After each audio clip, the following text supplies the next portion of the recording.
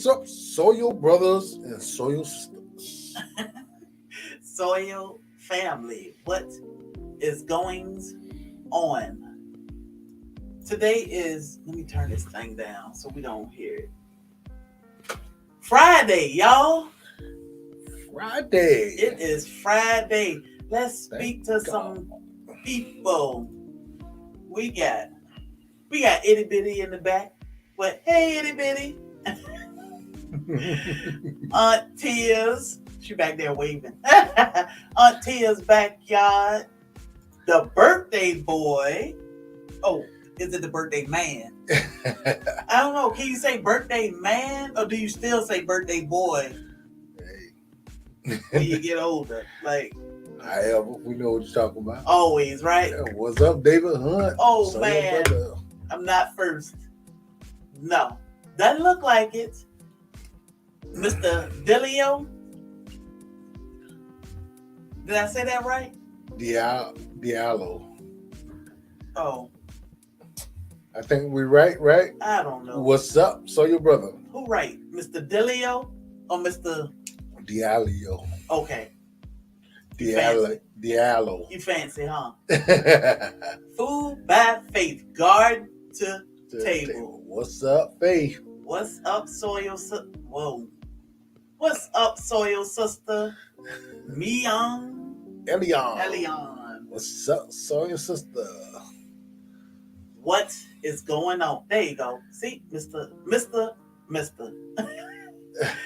The everyday life of a octish chick. OCD-ish chick. Hey, Gotcha. Nikki. What's up? There go What's my up? girl. Hello. Hello. What's up? What's up? Lynn's life lessons. Hey there, soil sister. Food by faith speaking, dropping those jokes. Yes, so y'all, today is Mr. Music Man himself, David Hunt's birthday. Yes. So, yes. y'all make sure y'all wish David happy birthday. Y'all make sure y'all drop Soil Family, one word, in the chat or joke in the chat so Nightbot can handle his business. Oh, let's see. Hey, Ronnie Weaver. Hey, everybody. She said, hey, howdy, everyone. So y'all, today, what we gonna talk about? Yes, happy birthday, David. Birthdays are so special. I mean, we here to see them, so that's what make them special. What you looking for, babe? Just looking. Oh, You all right? yeah. I was trying to make sure you were all right. So today, hey, Dragon Queen. Hey, my Renaissance grandma. Hey, everybody. There you go. Thinking about getting rabbits. I have chickens. I'm also getting bees. Yes. Yeah. That's what we talking about today. So Wednesday we talked about homesteading, gardening, all those good things that come along with this homesteading thing. So today I said, let's talk about happy first Friday, Soil Family. Yes. Tampa BBQ Queens. Yes, happy Friday, Soil Sister. So today I said, well, let's talk about chickens and rabbits. Meanwhile, Talk with Tori is here, so y'all better lay hands on that like button. What's up, Soil brother? So, since Dragon Queen said she thinking about getting rabbits, how about we just start off with, every time I say I'm going to do this, I don't do it. Click on the comments. Hey, my Renaissance grandma. Hey, Dragon Queen. Hey, Tampa BBQ Queens. Hey, Talk with Tori. And yes, hit that like button. So, since we got the Rabbit Queen here with us, let's talk rabbits. Yeah, so hey, we'll hold her up all Humphrey. night. Whose birthday is tomorrow? So David Hunt's birthday is today. He is our musician, the music man. Yep, lay hands on the like button. Yes. What's up, Itty Bitty? This is Itty The Itty Bitty Homestead Committee. I don't know if you have your phone or something and you can type in Soil Family so Nightbot can drop your link. Yes, I was say I did comment. I think I got the first comment. So whoever said they weren't first, I got you. David. Yes, that was David. Let's see. Hold on a second. We'll be going to the community garden and collecting the honey tomorrow. I have a question. If I buy a lemon tree, do I need two of them? No. Just one. So, itty bitty. If you type in Soil Family in the chat, if you can, so Nightbot can drop your link. Just one word. Oh, I forgot. Food by Faith is here. So somebody will drop your link. No worries. All right, thank you. I say I've never done this on my phone before, so I'm trying to see if I can comment. Yeah, don't worry about it. We'll get it. But are you in a lighted building, or is it still light where you at? Yes, it's still light where I am for now. It's 5 p.m. over here. I'm about 2 hours behind you. Okay, gotcha. So this is the Itty Bitty Homestead Committee. She is your definite go-to rabbit queen. Any question about a rabbit, even when your rabbit is having babies and you freaking out, you call her and she walk you through it. So, Itty Bitty, let's talk. I don't even know where to start with rabbits other than I absolutely love taking care of rabbits. Yes. I say it's my like therapy during the day. Like I look forward to every morning and every night going out and seeing all my bunnies. How many bunnies do you have? Well, some of these in the barn are mine, and then some of them are Freedom Quail Farm. We have combined forces in our rabbitry so we can have even more rabbits. Okay. But if we're just talking about mine, I have about 20. If you add both of ours together, we're almost at 40, and we're going to get more this Sunday. Okay. So how many different kinds of rabbits do you have? We have 5 different kinds. 5, okay. Yeah, so we have mini Rex, which are our show animals, and then we have silver foxes, Rex rabbits, and Californians, and new Champagne Day Argents that are all like meat animals. Okay. So when it comes to meat, which ones are you favoring as far as breeding and raising? So I think what we're focusing on right now are silver foxes, but like our like standard best all around meat rabbits are normally Californians. Okay. Because they're the fastest growing and they also get like the biggest. But we're kind of focusing on silver foxes right now and seeing how they do. Okay. So do y'all do anything with pelts or anything like that? Yes. So what we do is we'll skin the rabbit and we'll keep those furs in the freezer until we get about 20. And then once we get those, we put them, it's more of a pickle than a tan, but you put them in a pickle of salt and alum. I also have chickens that want to get into this coop because they think it's still their home. So run that back by me again with the pelt. No, you're good. So basically what you do is you take your furs, and I normally collect like 15 to 20 of them, and you put them in this pickling solution of water, salt, and alum. And for the first week, you just leave them in there. You open it once a day to like stir it around and get all nice and pickled. And then on the second week, you double your solution potency. So you add more salt and alum, and you wait for another week and it pickles the hide.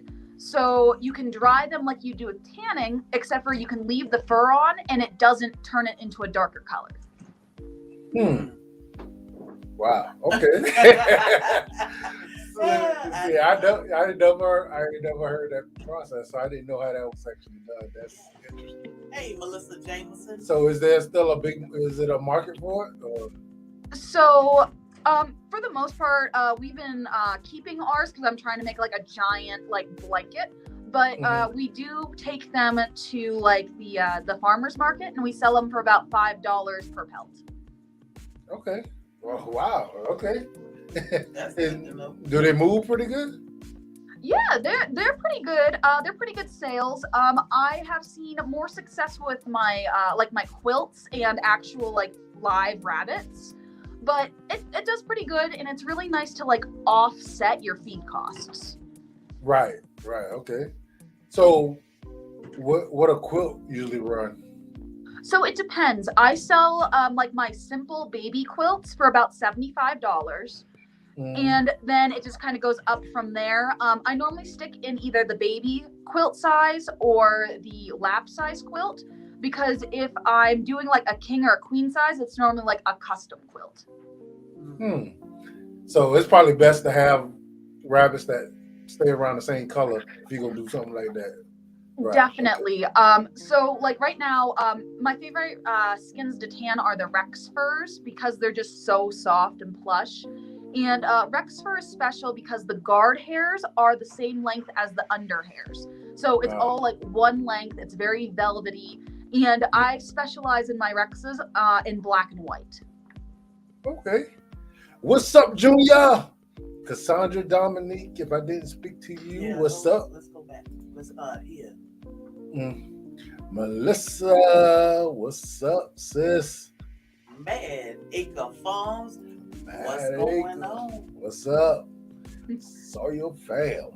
Freedom Quail Farm. That's my buddy. Hey, buddy. I think she's in the house right now. Okay. Oh, okay. Good. Let's see. I want to make sure I start all of the questions. You spoke to Junior, Mhm. Cassandra. You say start the questions? Yeah, I started the question. I'll go back and show you what I mean. Okay. Audrey Williams. What? No, Willis. Put some respect on that, right? What's up, Audrey? G Mama Saw your Rose. What's up, G Mama? Moon over Miami. What's up, Moon over Miami? Oh, facts and the Uncomfortable uncomfortable truth with Bernard Bernard S. What's up, Saw your brother? That is the first time in my entire life that I've said your entire name right. She always look at me though. Like, Bernard? He'd be like, yeah, that would be. So when I say I starred, you see here, Mhm. I clicked on it. Right. So it would go here. Just in case the chat keep rolling, I can come back to this question. Gotcha. So then what do you do with the hide? So I either sell them off or I'm making them into blankets or I make them into gloves and hats and that kind of thing. I know that I had one person who asked me to send her some furs and she paints on the skin side. Okay. That's weird. So are there only certain rabbits that you can use the pelts for, or can you use all of them? You can use them on any of them. They're just specialty breeds that are for fur, such as the Rex. Or if you are into what's called Angoras, those are like the really long-haired ones. They're for fiber. So you know how you like shear down a sheep? Yeah. So they shear down like Angoras like that, and they weave the fur into like yarn. Oh, really? Yeah. Way too much work for me. These people like brush their Angoras and they bathe them and they get so fluffy and there's so much work. Too much work for me, to be honest. Oh, wow.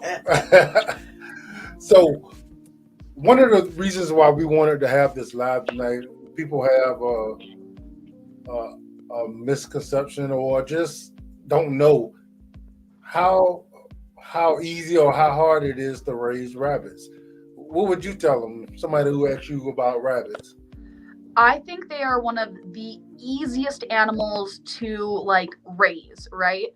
I prefer rabbits over any other homesteading animal. For one, you can have them in the smallest apartment all the way up to a big farm. So if you're like an urban homesteader, you can raise rabbits. There are almost never bylaws against raising rabbits in small communities. So But we was having this conversation with people saying that they have HOAs and all the stuff here. Doesn't matter. HOAs most of the time do not cover things like this. They cover things like chickens or ducks because they're loud. But even with an HOA, because of how quiet rabbits are, you can keep them in your garage or a spare shed and no one would be the wiser. Huh. Yeah. Okay. Gigi's natural. I don't know why I missed you. I'm sorry. Hey, Soil Sister What's up? and Dale. Miss Andale, what's up, Andale? So- Sister, what's up? Freedom Quail Farm said, "Show us your favorite bunnies." Got you. I just gotta stand up. This is my favorite bunny. He is just a stink pot. And he is the dad of our most recent litter. This is Alpha. Wow. Let me make you. Hold on. Let me drag you. Hey, they call me Sunshine. We want to see What's this up, baby. Sunshine? Yep. Oh, look at him. And he is what kind of breed? He's a Rex rabbit. So he's like a standard size. He'll get about 9 to 10 pounds. And he's what's called a broken chinchilla. So he is an agouti variety, meaning that when you blow on the back of his fur, he has rings. So Ah. So yeah, he's my favorite, and he's my good boy. He is So pretty. sweet. Yeah, he is beautiful. So they get 9 to 10 pounds. Mini Rex? This is a standard size. Standard Rex. Okay. Yeah, so these are mostly used for their meat and their fur, and they get to be like the larger size of the meat animals. Now, the mini Rex, they're a specialty breed. They're pretty brand new. They were created in the 80s. And the idea was to take the Rex and breed them down to a smaller size, in that they only weigh 3.5 to 4 pounds. Okay. Wow. So Mad Acre Farm said they had an HOA in Colorado, and our first livestock was rabbits. I love that. Yeah, rabbits and HOA. How will they know? I mean, plus it's So- better than having a dog in It an HOA. is. So if you actually wanted to raise rabbits and to get meat, and you only had a pair, a male and a female, guesstimate how much meat you can probably get in a year. So if you're looking at a heavy breeding program, in theory, you could produce as much as a cow in a year. Wow. Okay. Yes. So if you think of, right. So if you're breeding your doe every 30 days and she has about 8 to 10 kits, you're looking at about 5 pounds dressed out. You can get a lot of meat out of one doe in a year. Wow. And when I say like 8 to 10 kits, that's like lowballing it for some of these meat breeds. Some of these meat breeds have anywhere from 12 to 15 kits every litter. Yeah. Wow. So, do you know anything about raising rabbits in cold climates like Alaska? It's actually preferable to raise them in cold climates compared to warm climates because they are a cold weather animal. So if you get into, like, we got to -20 consecutively, day after day after day for about a week. None of our rabbits were affected. We have them in a shed, yes, but there's no heating in here. The walls are extremely thin. We even had like newborn kits at the time, and we didn't lose a single kit. Wow. See, man, that's amazing. Yeah. Yeah. And before we actually got on to YouTube, we didn't even think about rabbits. You know, we got chickens, and I don't know what made us actually think about rabbits. I don't know. That was you. It wasn't. So when you said rabbits, I was just like, let's go. Yeah.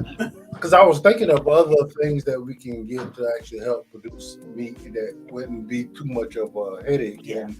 And they are I said, G Mama Grows does have a mini Rex. I said that if anybody was to ask me now, I would prefer to start with rabbits before chickens because rabbits are so much easier. Even though chickens are no problem at all, rabbits are nothing so far. Yeah. Of course, we coming up on summer. Yeah, we invested, a good bit of money in having chickens. When you're talking about the plucker, building their house and all that stuff there. So yeah, it was a lot more costly. Yeah. And you can say they make a little bit more noise, but that's not a problem with that. Yeah. So I think the cleanup is a lot easier with rabbits. Yeah. So I would recommend it to somebody who actually was thinking about it. So what you think will be the best warm climate rabbits? I know ours ain't really. I mean, they not supposed to be. I'm I'm not not sure. sure. Yeah. So if you're looking for a warmer climate rabbit, I would suggest Californians and New Zealand's. They're a better option. They handle the heat much better than, let's say, Rex or silver foxes, which are more cold weather based. But what you can do is you, in the summer, provide them water all the time, put ice in their bowls, and then every so often I'll go out to the barn and I'll dip my hands in cold water and run it on their ears, and that helps to cool them off during the summer. Also, providing a fan in your barn to allow proper air circulation helps so much with warm climates. Okay. So you choose them based on priority of meat or fur, and is there a better type priority for compost? So I choose them based on meat specifically. The fur, though, is an addition to help offset your feed costs if you're willing to tan it. If you're not interested in tanning the fur and actually processing it, then go completely by meat standards, your New Zealand's, your Californians. And when it comes to their compost, rabbits actually have a better compost than nearly any other animal because it's a cold compost, meaning you can put it directly on your garden. Oh, so you was reading that for something? Okay. Yeah. I'm going to say somebody asked the same question you did. How do you compare to raising quail? So we actually have quail right now. They are a new animal to me, but Freedom Quail Farm, she's been raising them now for quite a while, and she really likes them. I'm very biased in that I like my rabbits. Yeah, so I heard you had been, just to change the subject a tiny bit, but not much. I heard you had been getting in a little trouble over there in TikTok world with your rabbits. Just a little bit of fun and a little bit of poking. That's okay. Little. That's okay. A little bit is always good. So yeah, it's fun. People they kind of get in their feelings about the way we choose to live our lives. But I mean, look at you. I mean, you obviously love what you do. You love your pets. You treat them very well, and as do we. You know, we raise them for a particular purpose, but they actually live a great life. While they're with us. So, I mean, to think about them out in the wild, they wouldn't live 2% of the life that we can create for them, being secure and fed. They don't have to search for food, and they don't have to hide for shelter. Well, I mean, they wouldn't even be here if we didn't actually decide to do what we do. Yeah. So that is, people got their outlook, and I respect yours, respect mine. That's just all to it. Yeah. So down to business. What's your favorite rabbit recipe? So my favorite recipe, I'm kind of stuck on rabbit tacos right now. That just sounds amazing. But my favorite of all time is a pineapple barbecue rabbit, and it's so good. I love it. What's up, Brooklyn honeybees? And Vanita 16. Vanita, what's up, Soil sister? Lacious Journey. So I was telling Lacious? So Lacious, I'm glad she popped in because she does live in an HOA, and she was trying to figure out what she can and can't do. And I told her, rabbits are super chill, quiet, calm. I never hear my rabbits.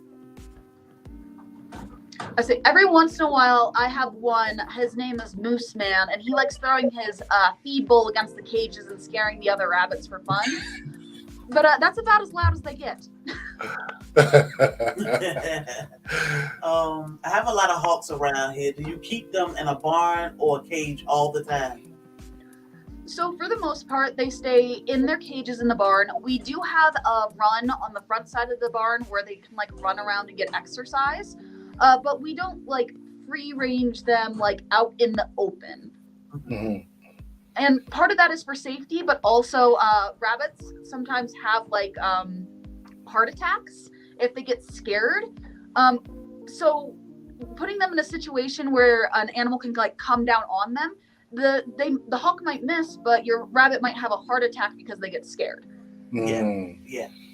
Yeah. So That was a question I was going to ask at some point. What was going to be the best way? Because I heard some people say they'd rather have them in a area where they could just run around, Mhm. and then some people say it's better to have them enclosed. So if that's your answer, you'd rather have them enclosed. So I played with the idea of a colony setup to where I would have like one buck running around with a bunch of females and they breed at their own pace and all of that. And then I realized I was a bit too much of a control freak. I mean, but how can you control? Say if you have 3 does in there with that one buck. I mean, how do you even know when each doe has conceived and when? Because you want to anticipate when your babies are coming, so you can. So how can you ever know when he just? You really, if you do a true colony setup where it's extremely hands off, and this is wonderful for people who they don't want to really do anything, they just want to throw them in there, let them do their thing, clean it out every once in a while. There is no real way to control when they do like have their babies. Now, I've seen some people to where they do a female colony setup where they put the females in a colony and they keep the buck in a cage until they're ready for the babies. And then they'll put the buck in the cage with the females for a day or so. That way they can kind of control when the babies are born. Mm. Okay, that makes sense. But that's still a lot. It is. It is a lot. And like I said, I'm I do this for show as well, so I need to keep track of who's the mom, who's the dad, how many babies I have, growth rates, and other things that I need for sales. So I kind of need to have that hands-on perspective because I don't just keep these rabbits for me, I also sell them to others in the community. Right. So is there any money in the show part of it? No.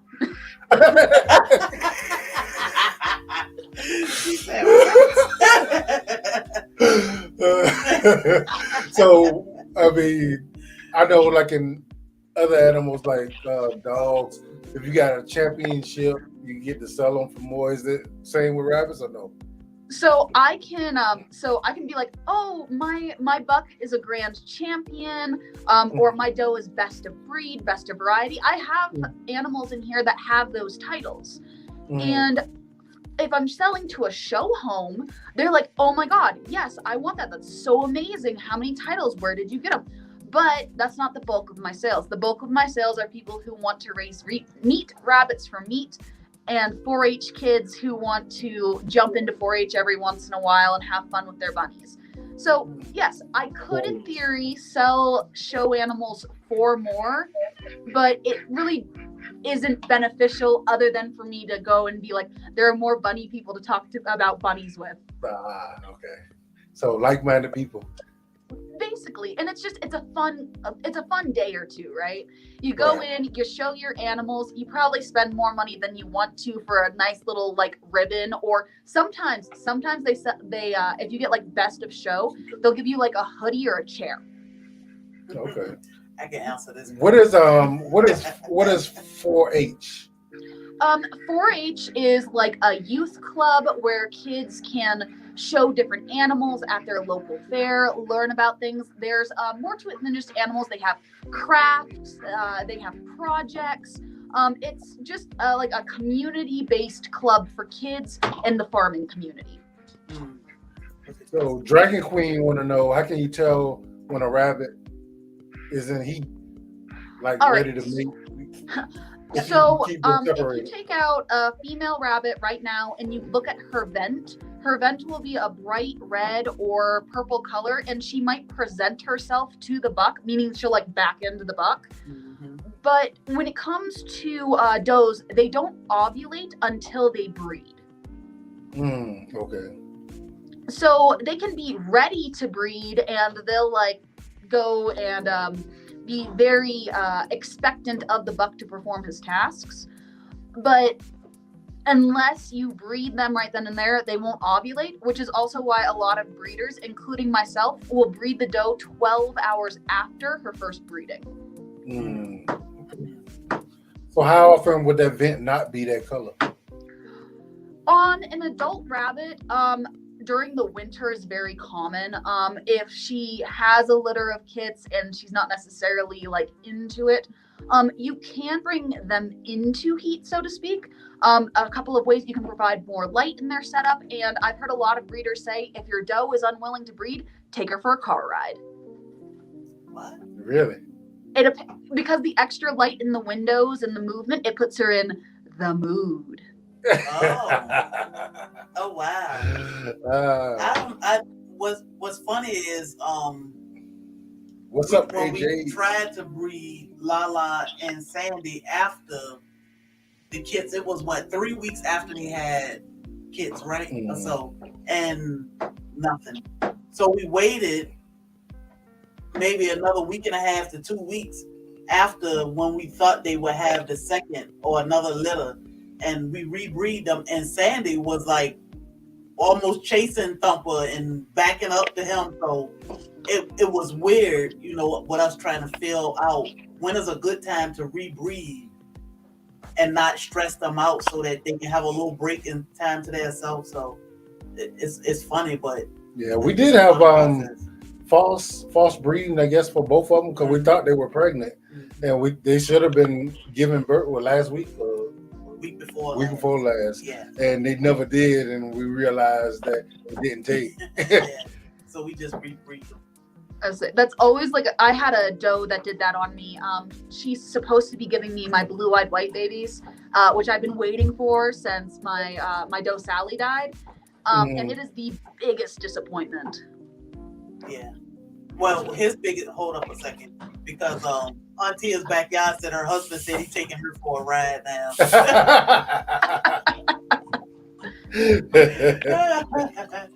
That's funny. But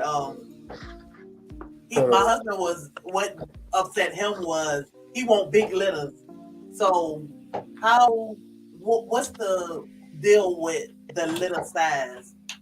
Sandy was a first-time mom. She had 9 kids, and I think she had 9, and 4.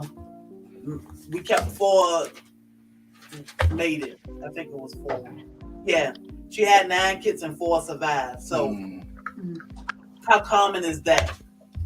So, first-time moms are bad moms. It is what it is when it comes to rabbits. A lot of times you'll have first-time moms, they have their babies on the wire, or they don't produce enough milk, or they just eat them. I've had that happen once or twice where the mom eats the babies. Their nicknames were then Hannibal. But for first-time moms, we'll see smaller litters. Normally, once you have them for a second or a third time, you can get a better idea of how many babies they'll have and how many babies they'll keep alive. The only way I have heard on increasing litter size is doing the breeding and then 12 hours later doing another breeding, because the eggs drop down into the ovarian tubes. Yes. Give me a second. I'm going to throw Alpha back in his cage real quick. He's done.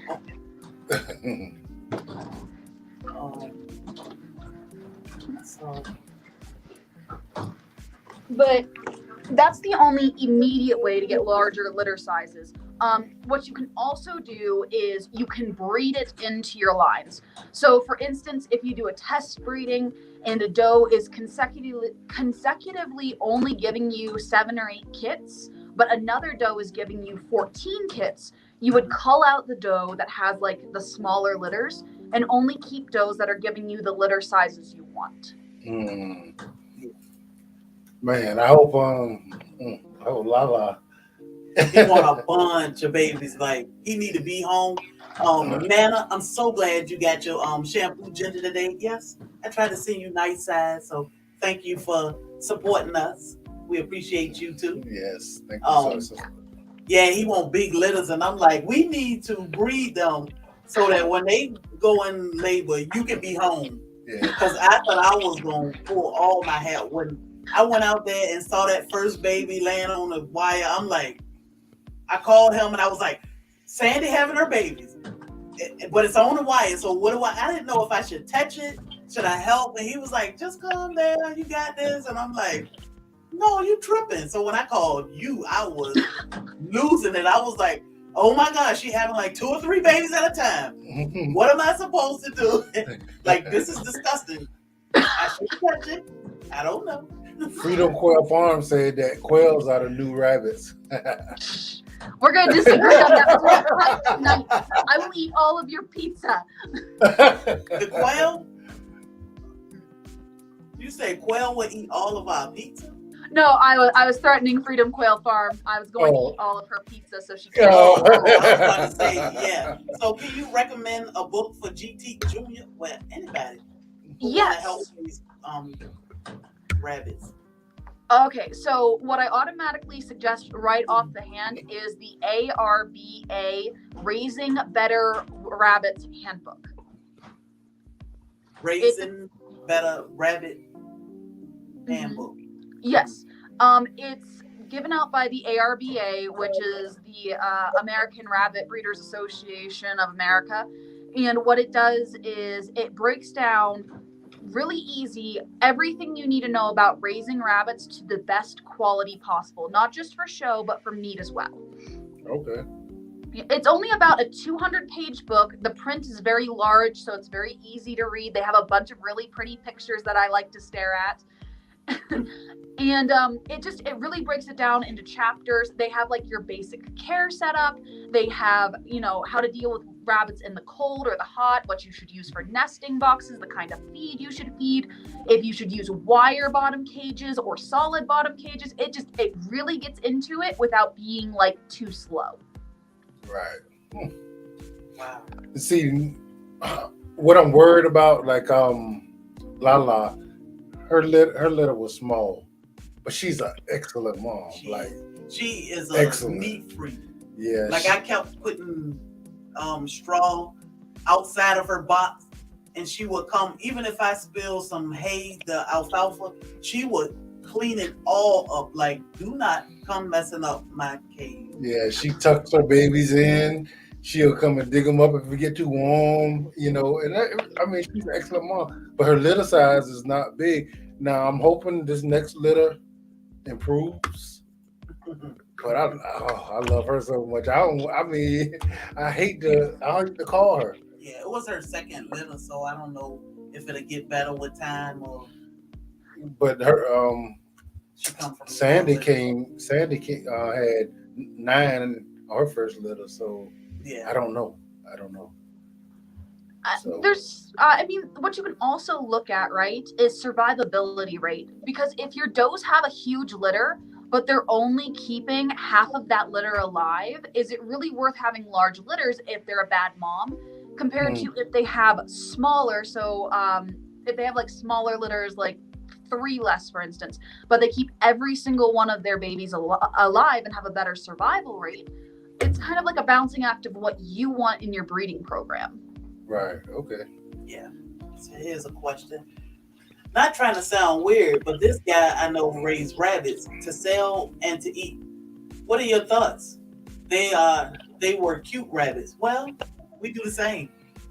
They were delicious. We raise rabbits to sell and to eat, and they are very cute, but you might have just came in, AJ. I mean, we treat our animals very well. They live a great life, and we purpose them for that reason, And if somebody's blessed enough to actually purchase them and want to put them as pets, that's fine. But we actually raise them for the meat. Yeah.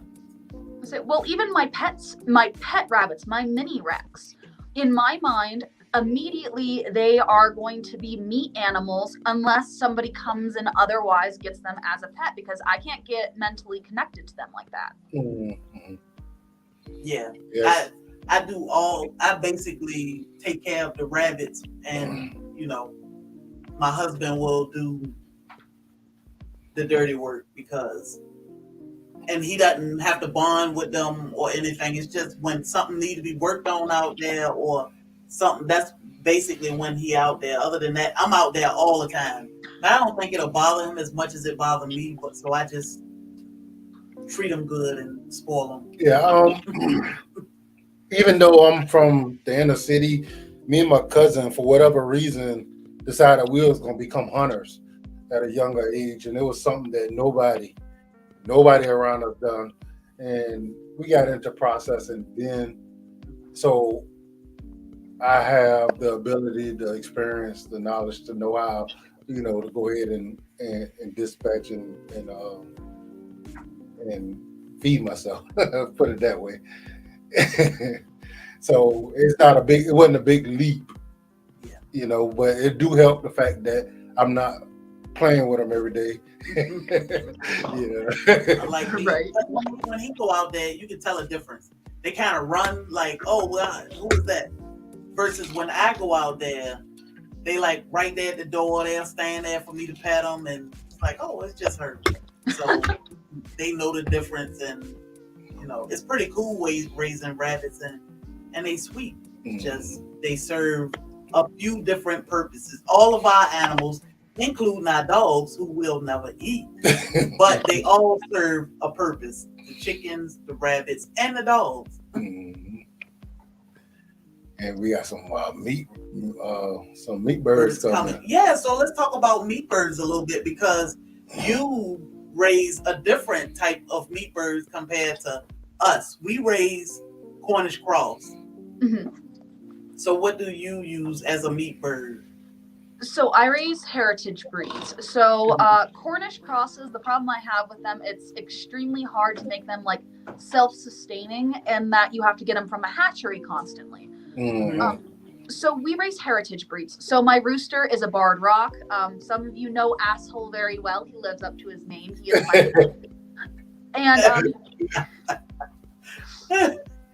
but we also have Sussex, we have Rhode Island Reds, which we mostly use as a laying breed. We have Calicos, Sapphire Gems. What else do I have out here right now that I'm forgetting? We have a few ducks. I'm probably missing one of my breeds, but we raise cold weather heritage breeds. Okay. And how long is it before from hatch to process day? About 12 to 16 weeks. And what usually is the weight, the processing? We were averaging once we get them fully dressed down, about 5 to 6 pounds. Okay, that's not bad. Yeah, that's not bad. No, which if I were to dress my rooster right now, he's huge. He would probably come in closer to 10 pounds. Wow. Oh, he's a big boy. So our Cornish cross, we was getting about 8 pounds. About 8 pounds. And that's not dressed. Yeah.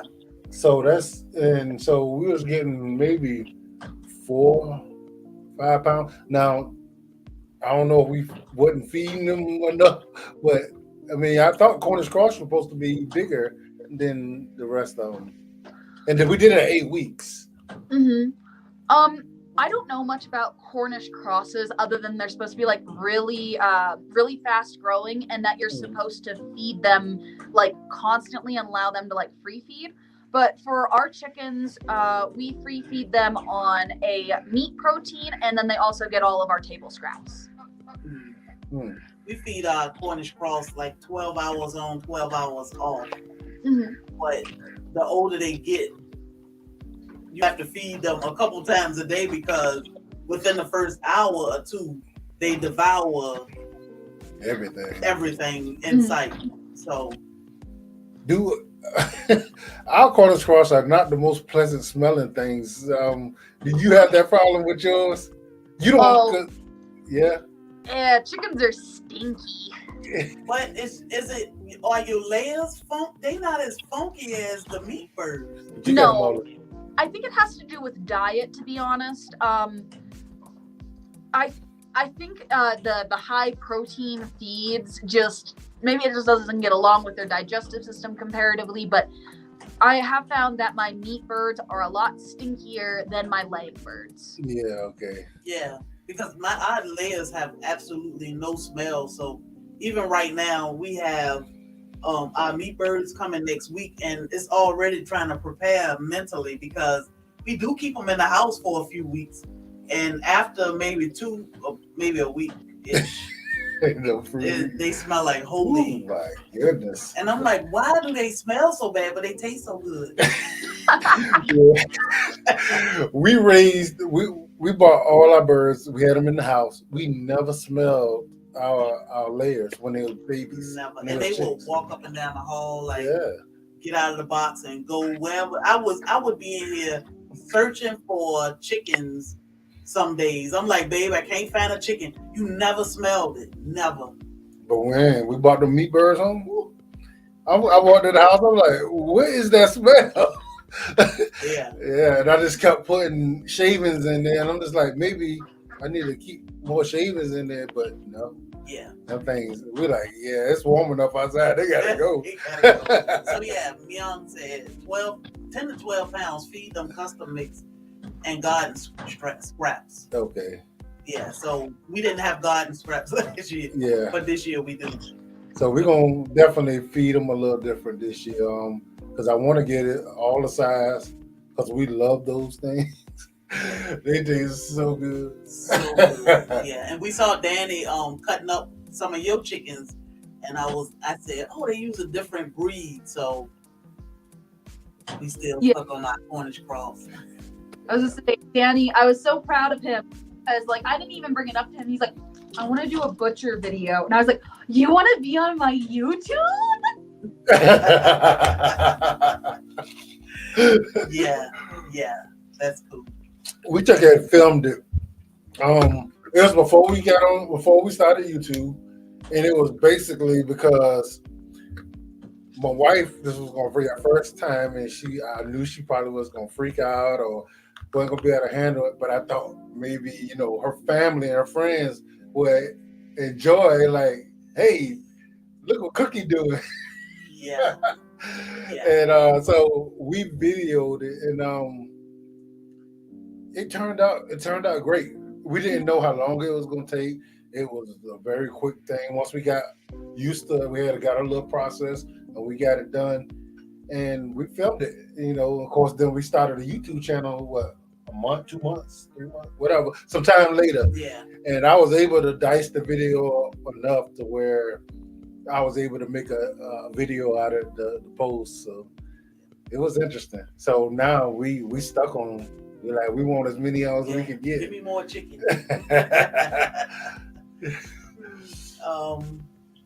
AJ's man. when we break down, we didn't know that homesteading was what we were doing. Yeah, we were just doing. Yeah. Because 2 years ago I started making candles, soap, cleaning supplies, all that good stuff. That was about 2 years ago. Mm-hmm. My husband has always been a grower. Yeah, I always had a small garden.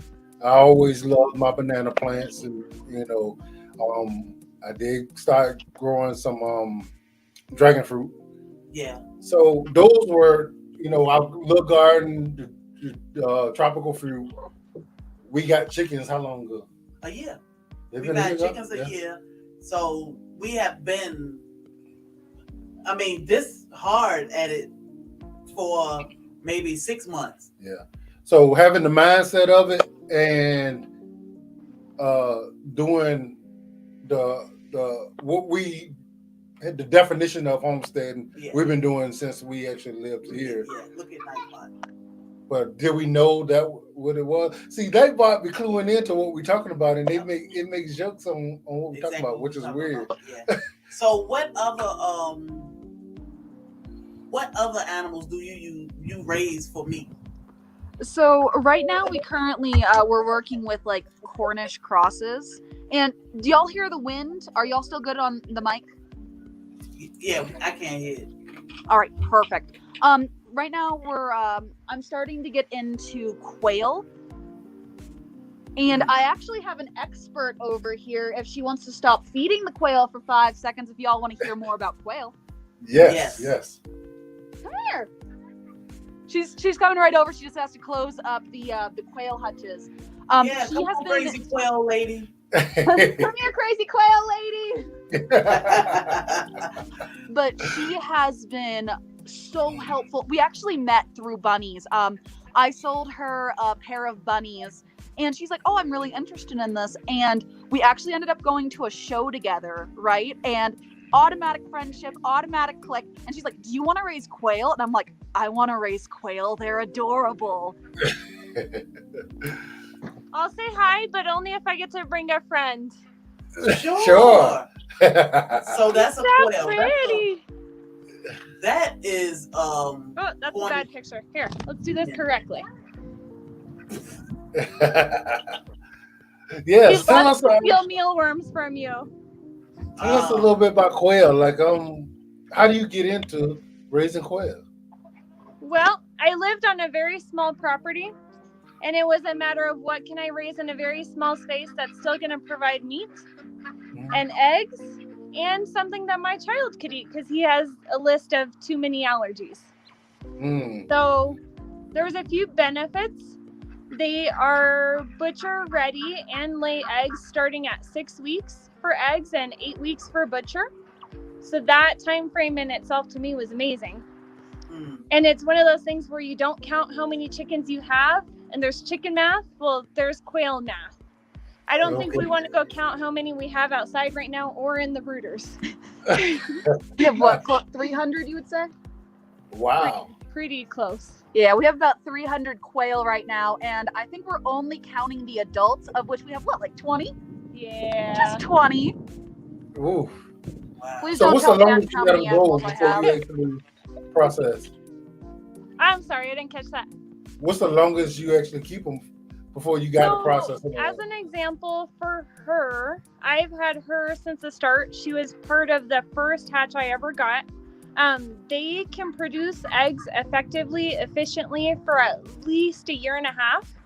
In all technicality, they recommend switching them every year. But it just depends on how well they're doing for you. Just like chickens are typically 3 years. Okay. Now, the males, which there's always extras of, go to dinner. There's always too many boys, and that helps with that. So how do you tell which one is what? Show us. Yeah, I can. Give me just a second. She's gonna go get a couple of like her color tell ones real quick. She's running over to the quail hutch. Okay. My quail just laid three eggs today. I'm so excited. I'm new to quail. Done great. Yeah, my wife asked me about quail, about a month ago. Yeah. And I just I didn't know enough about them. Yeah. And know if they were going to actually be a benefit. I would love quail. Hey, Michael Farmer. What's up, Michael Farmer? I'd say so far they seem to be like really nice to have. They're still not better than bunnies though. We'll fight over that. Yeah, like my husband would definitely have to eat about 3 or 4 of those quail because that's like a little corner shit. So, what you think? What it tastes like as far as comparison to chicken? I honestly don't know yet. Okay. I say she cooks them like animals. It would definitely be quail. Yeah, she says I've talked to her before, and she likes the taste of quail better than chicken. She says it's like better tasting, richer, that kind of thing. So I'm really excited to try it because if they're easier than chickens and they're ready to eat quicker than chickens, then it seems like an obvious answer in comparison to chickens. Your quail doesn't listen. This is my baby. She's jumping out. No, she's mine. What a stuffed animal? She just came like, hey. Alicia says she won't quail. All right, let's put our wings So in. we was asking her about the taste of chicken. Quail. They were asking you how does quail taste compared to chicken? So if you've ever had duck, it has more flavor and a tiny bit more moisture. So I much prefer their eggs and their meat compared to the chicken. Okay.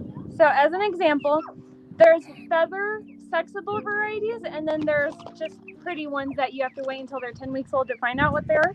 You got it? Yep. So as an example with him, you can see the pretty red chest there and no dots right here. Okay. Where this part looks the same as the female, but he has a pretty red chest. Okay, and then the female has all those lovely little dots and speckles on her chest, even though from behind They're a little flighty, but they're wonderful. these are our babies, so they're not trained yet. They say we will not listen. So even though from behind she looks the same, but she has all the speckles in the front. Yeah. Okay. So do they have their wings clipped? Oh no, that's why they get to fly around. But in all technicality, they more jump somewhere because they can't fly. Oh, Like okay. they just hop and then they look up at you and stare at you like, okay, now what? What do you want to do? Okay. Yeah.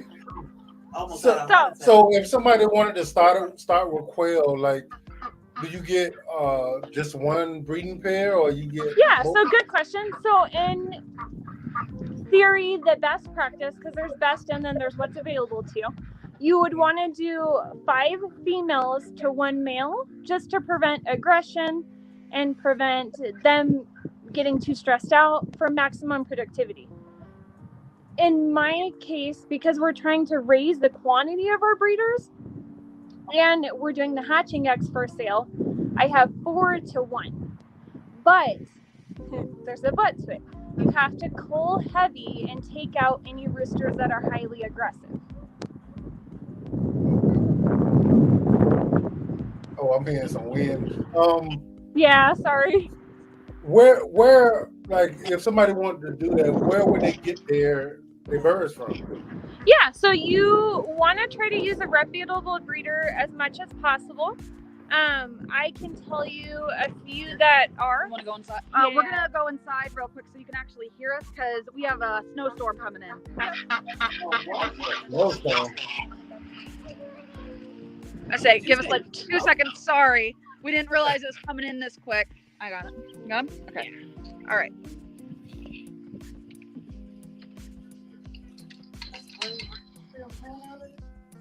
Ready? Yeah, they still win out there. Oh, they're expecting like 6 inches to a foot of snow. It's great. Wow. Yeah. Our last frost date is normally at the end of May, beginning of June. So when I go onto your videos and I'm like, oh yeah, I'm totally jealous that y'all don't have snow and y'all are warm and growing tropical like amazing fruits, it's for real. My goodness. Yeah, we was out there working our butt off in that heat. Boy, we're like, oh my God, I gotta go in the house and Yeah. chill out for a minute. My neck and my back. I say I am super jealous of that, to be honest, because I wish that we had such nice weather. Yes. What state are you in, Itty Bitty? Colorado. What kind of quail are those? You want what kind of quail are they? Caturnix quail. Okay, so I saw a little something about. So you got to get a something to hatch the eggs out, correct? Yes. Incubator? Yeah. Here, this is the quail expert. Oh, no, not nearly. Still learning, but I've learned a lot. She's being modest. So the rabbit and the quail both provide meat. They're both efficient. They're both not as expensive on feed as other animals. But you are not wrong. There is more infrastructure needed for quail. So we have domesticated them too much, and now they rarely, if ever, go broody to hatch out their own babies. So, as an example, I started with one incubator, decided I hated it, and bought a better incubator. And now we're good, and now we have good hatch rates. But you need the incubator, you need the light, you need the totes to put them in the first month until they feather out to then go outside, as an example. So how do you, I mean, I know, but for people that don't know, how do you house your quail once you take them out of the brooder? So they're very easy. They don't require a lot, and they are not strong enough to break anything. So you can literally house them in anything. Ideally, you want a wire floor to not have to clean their cage every couple days, because just like meat birds, they get stinky and they poop a lot. Okay.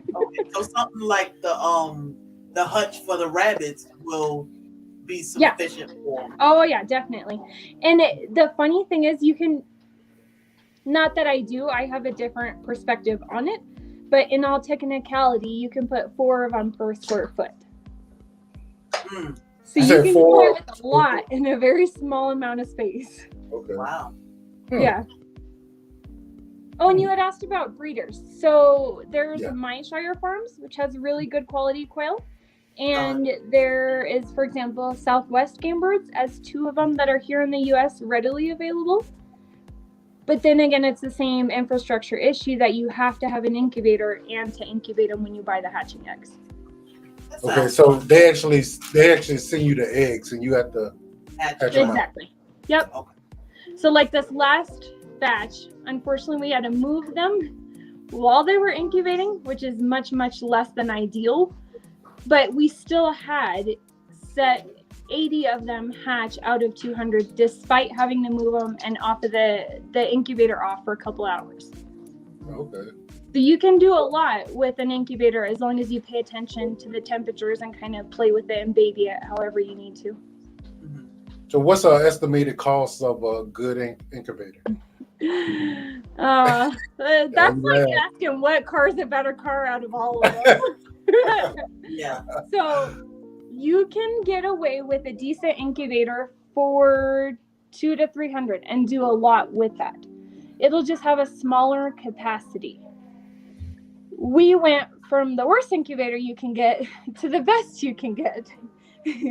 I wanted to buy one last one and be done, not have to buy them again. So we had the Little Giant to start, and it just didn't fulfill our expectations. And instead we went with the GQF 1502, and that has been amazing. But it's not cheap. It's $800. Woo! See, but if you think about it, and selling your quail, each baby you can sell for $8, and each adult you can sell for $15. Really? So you can hatch out your first batch, as long as you get good quality quail, of course. You can hatch out your first batch and easily make that up. Oh wow! Okay. Let's see. The question is, if you don't know if that's going to be something that you like. Correct. Which is why we went with the cheaper incubator first. Right. Yeah, definitely. Okay. But even in a really bad incubator, you can at least get a 30% hatch rate to 50%. So you just want to account for that level of error, just because we're still learning how to use it all. Right. Yeah, GT said the same thing. I said $800. Wow. Yeah. Yeah, but you can put 1,400 eggs in there, and you can put 3 batches going at the same time. So you can stagger them one each week and basically have them hatching every single week if you chose to run it as a successful, larger business than we are. Right. Okay. Yeah. I had no idea that you can sell them for that much, but then I have seen them in the store, and they do cost. And it all depends on your quality and how much work you're putting into them, because you still have to make something at the end of the day to feed them. Right. So what's the feed? Well, you got a bunch of birds. So what kind of money I can give you an average. So when we started, we had a batch of 40 quail, and we raised those to butcher on 3/4 of a bag of feed, and the bag was $28. Oh, that's not bad. Yeah. Okay. So cheaper to feed than the meat birds a lot of the time. Yeah. So it's that initial cost. Yeah. $800. That was kind of like our meat birds when we decided we was gonna get a plucker. We're like, well, we're gonna do this every year. We go ahead and spend this $500-$600 on this plucker, and you know, and over the years it'll pay itself down. But exactly. Man, that I see now. Food for thought. Yeah. Watch, next week I'm you can ready quail. now. I'm kind of ready now. So, as far as the hutch for the quail, is it an issue with them getting wet or being out in conditioned weather? A little bit of both of those. So you don't want them being hit by the rain or snowed on, but they are very adaptable to extreme weather. So mine are all outside. It can be -20 and they're fine. As long as they have a way to get out of the elements, they're fine. They don't care. What about heat? No heat. It would actually make them accustomed to the heat. That then if you ever had a power outage, then they might die on you because now they're used to the heat. Okay. Yeah, they're good. They don't care if it's hot. They don't care if it's cold. As long as they have a lot of water, a lot of food all the time, and a way to get out of the elements. Okay. And you can go as small as making their cage 12 inches or making it as high as 6 feet. The theory behind it being you don't want them jumping up because they're flighty, like you saw in the video. You don't want them jumping up and breaking their neck. So you either make it as short as they need, 12 inches, or you make it as high to where they're never going to touch that ceiling. Wow. Okay. Yeah. What's up, Deaconess Bless? How you doing, Soil Hey, Sister? Soil Sister and Gardening with Bernie. Gardening with Bernie. Hello. That's interesting. You know, I saw somebody building a cage for quail. I just didn't have any detail. I just didn't have any detail far as, and I look at them so small, and this guy eating an entire quail or two at a time. So, what's the best way to cook quail? Oh, that's a good one. So we invested in an Instant Pot before we got the quail, and thankfully I already had that. It makes it so tender and juicy, and then you add some bacon in there and some herbs, and they're delicious. You just brown the meat and then cook it for 10 minutes and then Instant Pot on high, as an example. A lot of people cook on the barbecue too. The biggest key is to keep the moisture in the meat or add moisture to it. Okay. Bacon is a good way to do that. Do you skin it or you defer it? You do? You can do either. I'm too lazy in that aspect to sit there and skin them out or feather them out to leave the skin. You can, and they even have quail pluckers that would make that job tremendously easier. But it is so much easier to butcher them out and just skin them because, like a rabbit, it literally all comes off in one go. Right. Huh. So you ain't never tried it. I want to know if that skin crisp up and it does, and it tastes a lot better that way. You just need more time to butcher them than me trying to quickly get through them and put them in the freezer. Drop them in our chicken plucker for like 2 seconds. They'll be destroyed. They will be. Yeah, I watched videos on that and went, oh no, I guess I can't do that. Because that was that was the thought. And then we saw that and went, oh, we can't do that. Yeah. Because I want that skin. Oh no, it is. You are not wrong. It adds flavor and keeps more moisture in. You just gotta allot the time to get it done correctly. Then we get out my mother-in-law over here to pluck them. Yeah. And it is a lot easier to pluck than the chickens. But when you have a toddler and a full-time job and a full-time farm, you do what you can do. Yeah, yeah. And you would do them the same way? You would just quick dip in some hot water and then pull it off? Or Yeah. To feather them out, to leave the skin on. Okay. And to skin them out, you literally just pull it off and pull it down, and it's gone in seconds. See, you might have just made a quail man out of me. See, I'm ready now. Like we have. I'm just here to hatch the eggs. 3 or 4 weeks to butcher out the babies that we do have, the extras that we don't need. We'll make sure to do a video for you so you can check out how all of that process works. Because that'd be great. So much quicker than all the other guys in that aspect. So explain to me the difference in a quail egg and a chicken egg, right? Yeah. So obviously size, right? I mean, that part's obvious. So 3 quail eggs to 1 chicken, but it is more yolk than white in the quail. And there's a lot more nutrition in the quail eggs. So as an example, now I'm not a doctor, I'm only speaking from experience. Yeah. For my child that has a lot of allergies, eating the quail eggs daily, you have to eat them raw, has helped clear and alleviate a lot of those symptoms, like a lot of them. You said raw? Huh? You said raw? Mm-hmm. Yeah, he'll eat 2 of them with a tiny drop of vanilla in there, and he thinks he has a milkshake. He gets so excited. Right. So I hear people, because I don't eat eggs at all, Uh-huh. so I hear people say that they prefer quail eggs. They can eat quail eggs, but they don't like chicken eggs. But So they taste more like a duck egg, and they're creamier and richer in flavor.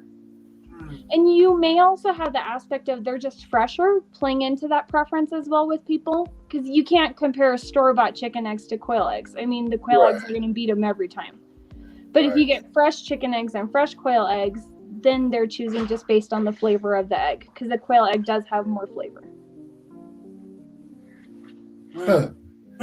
So I was seeing Pathway Homestead said you could dry pluck quail immediately after dispatching. Yeah, you don't have to do them in the hot water. You can, and it technically makes it easier, and then the feathers aren't flying anywhere.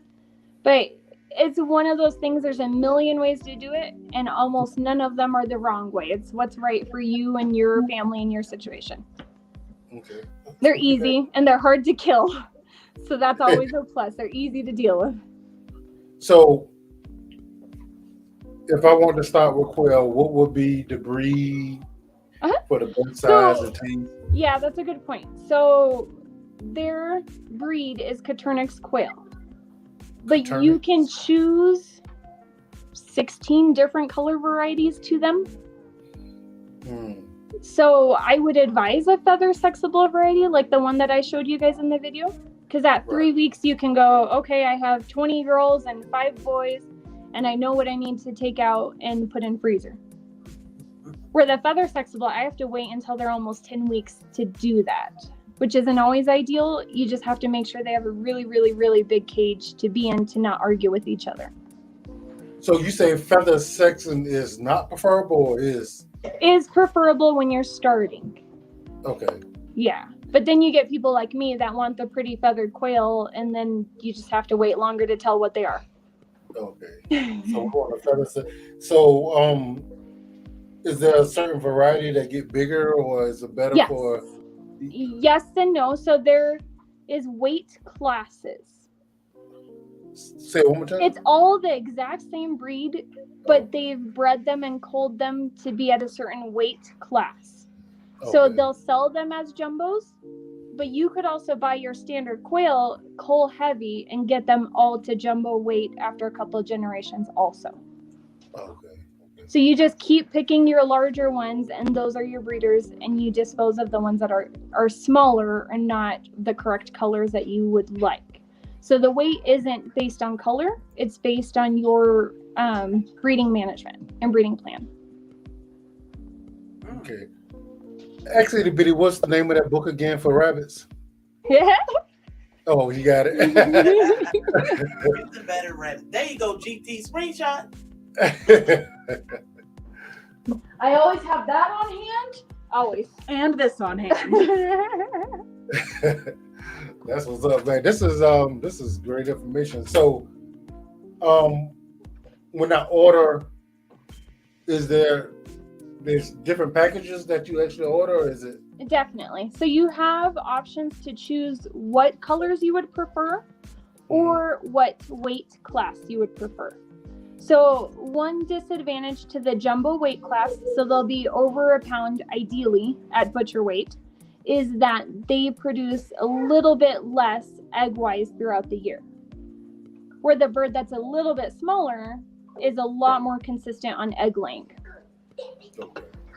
But it's not a huge difference. So you just have to sit and plan out how many eggs you would prefer to have daily, how many eggs you would like to quail you would like to butcher out, and then that would help you decide on which one you would like. But there is a lot of options. So one of the best things to do would maybe start with the ones that I showed you, which are jumbo JMF. And then from there go, okay, well, I also like the Fab Fee or the Pearl, which are just a feather pattern. And then you'll get into your specifics of what you really prefer over the others. You got that?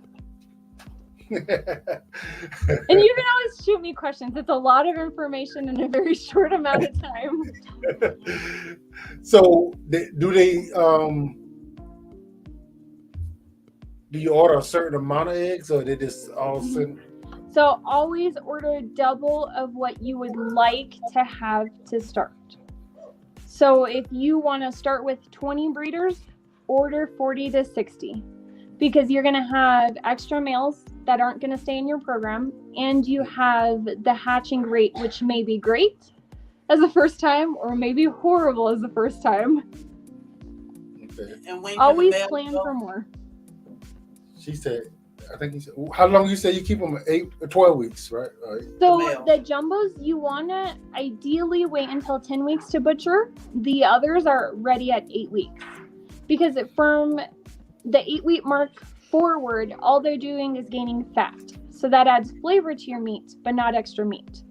Okay. So essentially it just costs you more feed. So that's up to you on when you're okay dealing with that. Okay. What are KVs? I don't know.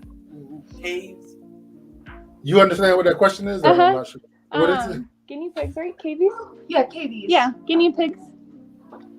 We thought of that. We haven't quite got that crazy yet. Yanni apparently has some really good KV recipes. Oh, really? Yeah. I don't know if he was joking or not, though. When we get our eggs and we hatch them out, of course we only want to keep. Well, we want one male. One male to every 5 females. Mm-hmm. Okay. So how many would you keep if you had? I don't know how much you order. So but say if I wanted to keep 20. Yeah. And I order 40. Correct. So if I get 20 birds, do I keep all 20? Well, if I get 15 of the 15 and females, that's where quail malice I keep 3 of the males. Get you. So should I keep them all? So yes, in the beginning, I would keep all of the females so that you can get a good grasp of the quantity of eggs you would like daily.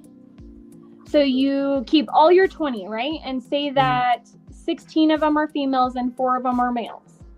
Then you go, oh, no. 16 eggs a day is way too many. Then cut the females back that you want. Okay. So, I got a question. This is my territory. How much for a dozen of quail eggs? So they can range from 80 cents to a little bit over $1, depending on the color variety and the breeder. The part that's going to get you is the shipping. No. If I wanted to sell quail eggs, you jumping the gun. How much do I sell a dozen of quail eggs for? Like to eat? Yeah. So I have seen them. See, and it's been too dang long since I've bought them in the store, but it's usually double the price of chicken eggs. Oh, okay. Even though it's a dozen, which equals to a fourth of quantity of chicken eggs. Right. Okay. Size So wise. how long can they sit out on the counter? I mean, how long are they good? So I prefer to use them by 2 weeks, but they can sit out. Ideally, you don't want to leave them out more than 3 weeks on the counter, but in the fridge, they can sit in there for 2 months. Because if you think about it, we get chicken eggs from the store and they're already a month or 2 months old. Yeah. So you can keep them refrigerated. Yeah. Yeah. Okay. Man, We this would show you some quail eggs too, but they stopped laying because we moved them. Oh, man. Which is a good point. So when they are particular in that. If there's any change, they'll typically stop laying for 2 weeks. You change their cage, you change where they're at to different location. Usually you got to give them a 2-week grace period. Oh, okay. So they need a 2 weeks notice when. Yeah. Going on. Ridiculous, but they are a prey animal and they want to make sure they're safe if they're going to lay all those eggs. Okay, understand. And each quail lay 1 egg a day. So at the moment, I have 20 adult females that were laying, and on average, I would get minimum 17 to 20 eggs a day. Okay. Yeah. So Man. it's pretty darn close. And they're easy. It sounds like it's not a hard thing. Just keep their food and water full and leave them alone. See, Just that's like my the kind of rabbits.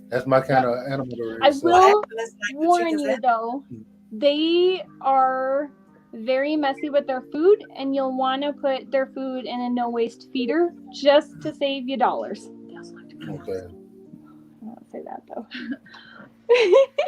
They're prone to drowning themselves. They think like they can scuba dive, so you usually put something in the middle of their water if it's a bowl. Okay. yeah, like the baby chicken. They can't scuba That dive. was actually about the second book, Itty Bitty Show. The second book. Oh, the second book, Standard of Perfection. There you go. Standard of Perfection. Yeah, so it goes through every single rabbit that the ARBA recognizes and Mhm. tells you like what is the perfect rabbit. Okay. Yeah, so So- for instance, Yeah. What would be the perfect rabbit? Yeah. so basically it goes in by the breeds. So That depends who you ask.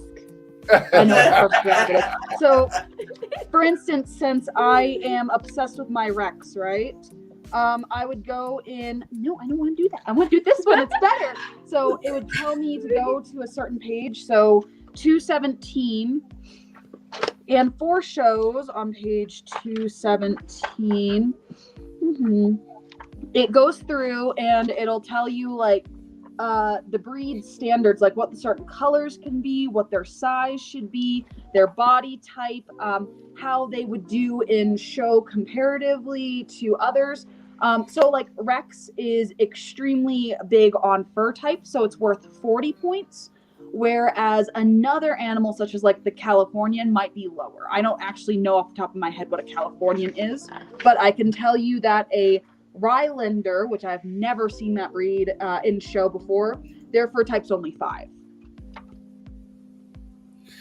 Man, hey, I'm trying to think of every question that, and I know I'm gonna let this go, and there's gonna be so many more that I won't. But I have looked into quail a little bit, and nothing really convinced me until talking to y'all. Now I'm like ready to jump head in. Yeah, like And we'll have to make sure to get some better videos up too on Freedom Quail Farm on YouTube. So that way it'll help you at least get a good grasp of what it entails day to day. Okay, yeah, great. and Yeah. Dawn was saying You that said my Freedom Shire- Quail Farm? Yeah, I subscribe to her. That's her Okay. channel. Okay, gotcha. And Yeah, Dawn she was said thank saying that there you go. Allow just shared it. Dawn was saying, what is it, My Shire Farm? They do Mhm. a Q&A once a week.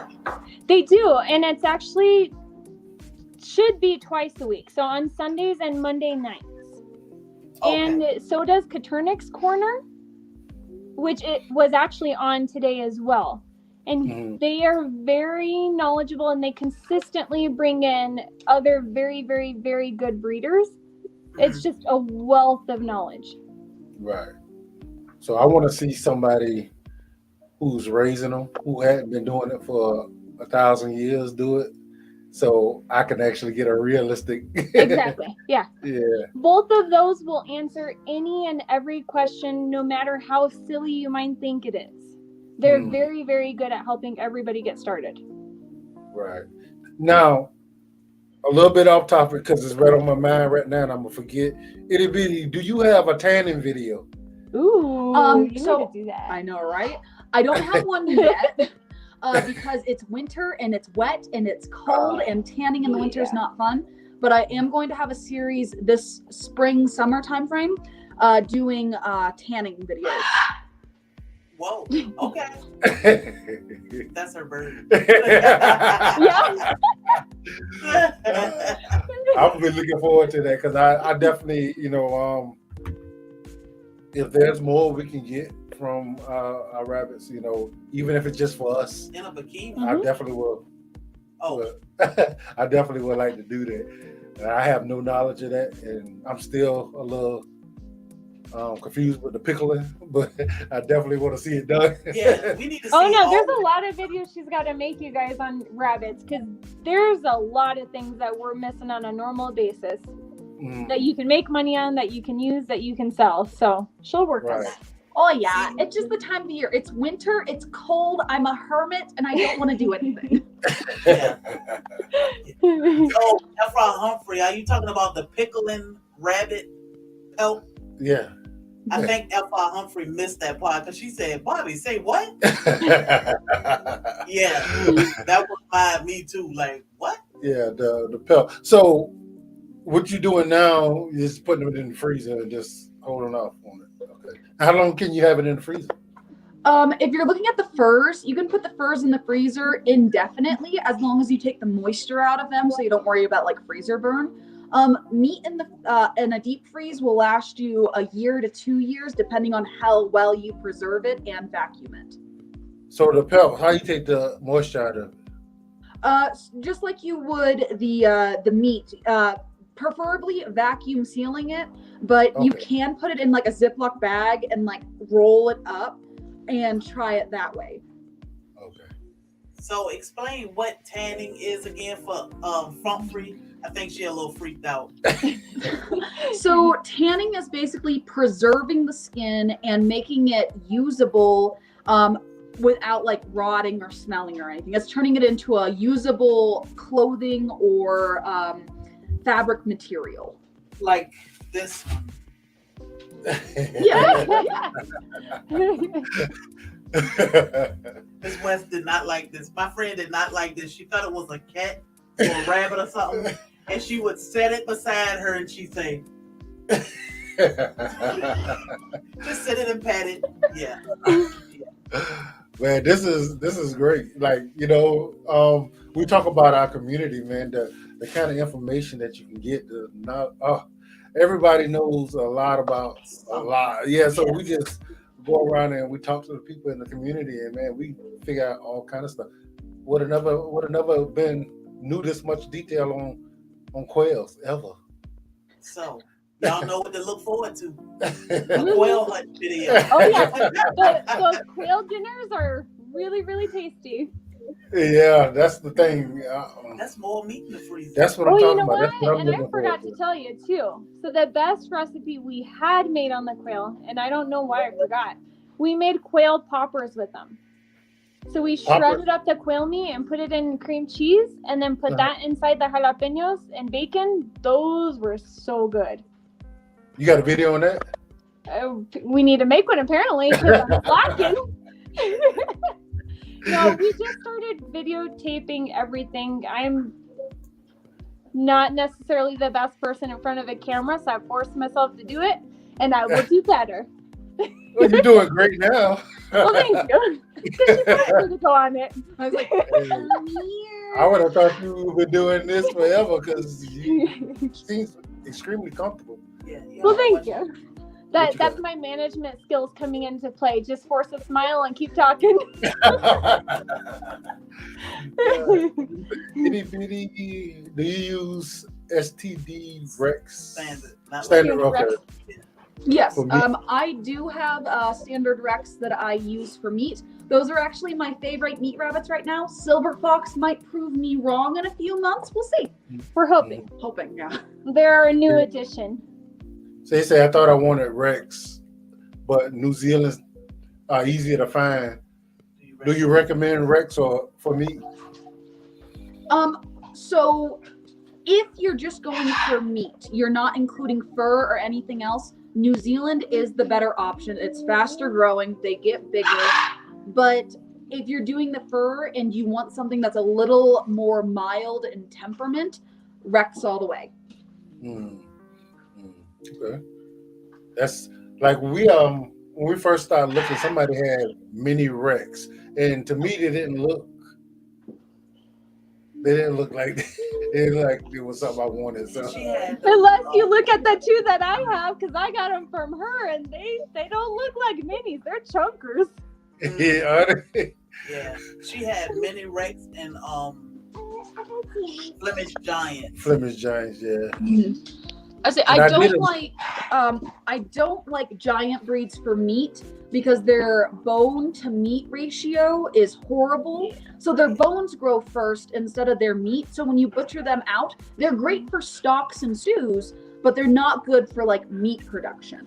Right. I think GT Junior want to meet your bird. Oh, let me see if he's in a good mood or not. He's been powdered. Yeah, yeah. I like him. He'll just sit on her shoulder sometime and chill. Yeah, right. And isn't that a bunch of information that's it's great? Like, I love it. Yeah. Hello. Can you drop their links for us again? He is Or- forever a toddler, though, so she's got to convince him to do what he should be doing. Look at him. Look at him over there. Can you see him? Yeah, you can Yeah. see him in the distance there. He just bucked at her like, girl, you want to talk from afar.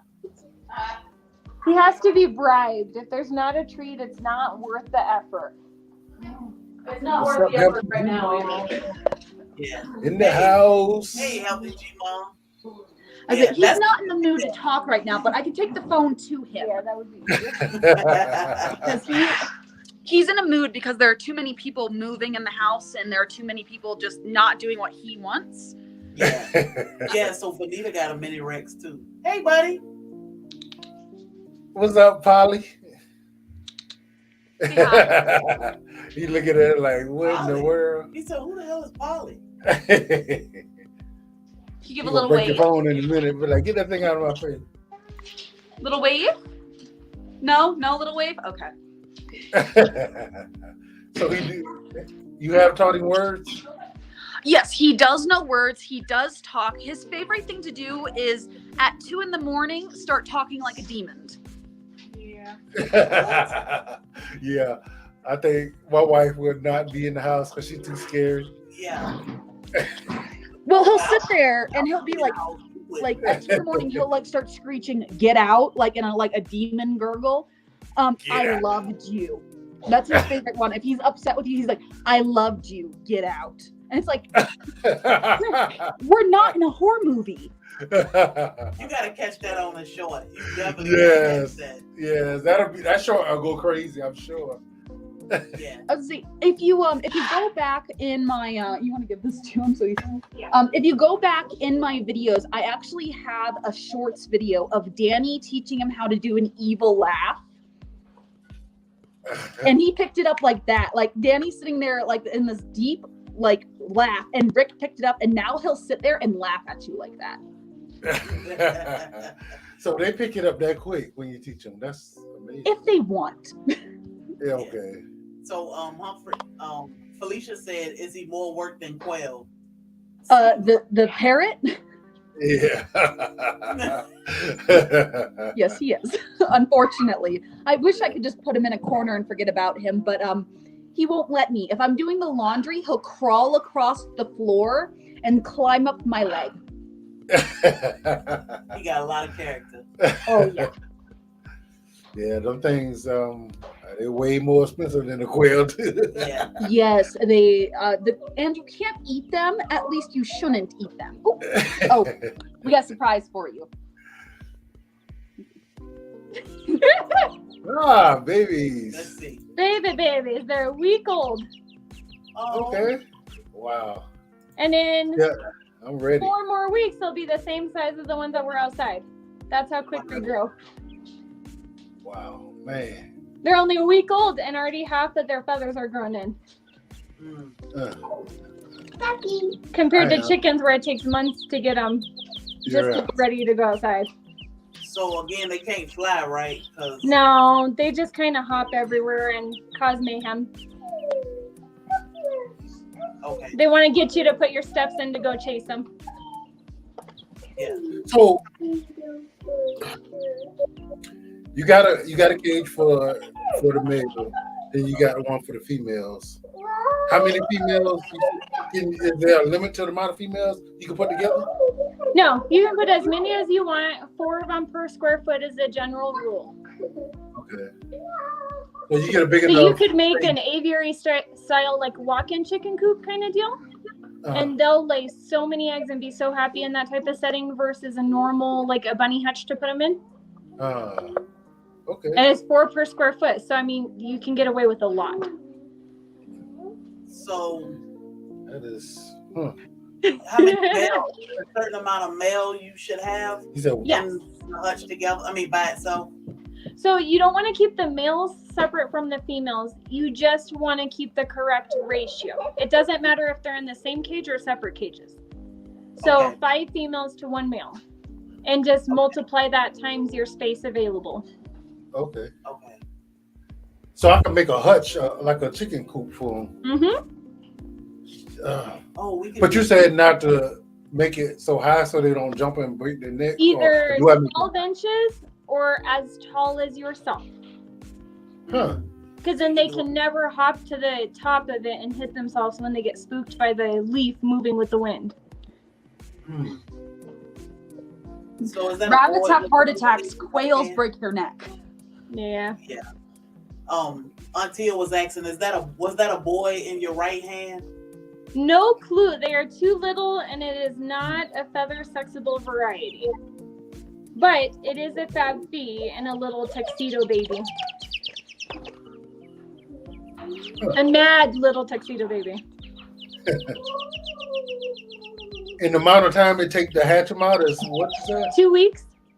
Oh, that's all. Wow. Mm-hmm. Oh yeah, that's a fun toy. Yeah, there's So not I a got it. long turnaround with them. It's a quick turnaround, which can get you into a lot of trouble. Yeah. So I better be prepared with housing for them shortly after I get them. So, okay. Yeah. Yeah, you'll want to have the stuff ready, not do it the same day you get them like we did. Yeah, and I mean, my wheels already turning. Like I'm already excited about it. So I'm just trying to figure out the hutch. So if we built, say for instance, if we put them in the chicken coop, they know how to, will they go inside at dusk to dawn type of thing? They have to be put up. Okay, so they can't free range, so we'll just put that one right out there. They'll be gone in 1 day. Yeah. But you're not wrong in that in technicality, they're going to find the most cave-like scenario and put themselves up at night. Mm-hmm. But I also can't say that they're the smartest to do that. Like, out of the 50, I still have 5 of them that stay outside of the box all night long. But they do huddle up together and stay warm that way. So as long as you have a big enough group, you're good. Okay. And they need a perch. Nope, no perches. They're ground dwelling. Okay. So, you know, like those little igloo houses you can get for hamsters and guinea pigs? Mm-hmm. You just give them something along those lines for them to hide in at night or to get out of the weather. Mm-hmm. Or a 3-sided little box all the way at the end that they hide in when there's bad weather. Huh. So yours on your page, right? How you house yours? I need to do those videos. I'm telling you, I just got started and I'm slacking, but I will just for you. So Now that we're up here and we have stuff somewhat set, we'll get those videos up. okay. So they need laying box just like the hens for the most part. They don't lay anywhere, do they? So in all technicality, the main opinion on that is that they'll lay wherever they decide that they should and at any point in time. But in my experience, I have found that anything that is painted white inside and outside, and if it has hay in it, 90% of them will lay inside that. Okay. So as long as you start them early, they do. So basically, you can do a hoop house. You don't have to worry about getting them off the ground. It's just making sure that hoop house is secure. Correct. Yep. And they're ready to eat in 2 months, so that is not a long turnaround. Yes, that's a good idea. Mm-hmm. Yeah. Yep. Who was saying I was talking about Exactly. Sheree and her Let's go back to that. Yep. Yeah, but I am a carnivore, you know. But you gotta I have don't the mind meat eating with the some vegetables, but I need vegetables. some meat on the side. Yeah, I want exactly. I need meat and then I need some vegetables on the side. Although with quail it'd be the other way around, but it tastes good enough to make up for it. Right. So yeah, see, you just got me excited about something else, and that's the wrong time of year to get me excited about something else because No, it's so much it's not. outside. You got a rubber plastic tote somewhere that they can grow up in for the month till they go outside, and in a month it's nicer weather anyway. But Well, it's okay, already nice here. yeah, it's already 85 degrees here. Oh, But nice. Yeah. they don't smell like meat birds, right? No, but it is a high protein diet because ideally their protein is 25 to 30% for as long as you can afford to do so. And then you can mix it half game bird and half layer feed when they're laying eggs. Oh, So okay. because it is a high protein diet, they do poop a lot, but it is not nearly as stinky as chickens. Okay. Okay. And we can But use having that. a graded bottom is much to your advantage to not have to clean it every week. Okay. And we can use that poop for fertilizer too, just like Oh yeah. It is what do you call it? It's not a cold fertilizer. So it's a hot fertilizer. So you do have to allow it to compost. Usually they do ideally 3 months. But just like rabbit, it is very, very, very high in nutrition for your plant and your soil. Okay. Look at Ron. Look at Ron and Weaver. What's up, Al Jordan Suburban Homestead? What's up, Soil Fam? Ronnie Weaver, I agree. Yes, we do need that video housing. I'm probably gonna jack one up before I get to see one, but I'll fix it later. You're gonna wake up in the morning like, babe, I need to go to Tractor Supply. So the incubator, best I order it from Amazon or go to Tractor Supply, or what's the best way to do it? You can order it from anywhere. A great resource, because I'm not there yet, again, My Shire Farms has a YouTube channel, and they've actually been reviewing multiple incubators throughout the last couple of months. So it gives you a really good idea, the quality, the price, and the capacity that you want to start with. But a couple brands that have done well for new beginners have been like Hovabator or Nurture Right 360. And he has some good videos on that showing their flaws, their pros and the cons on all of them.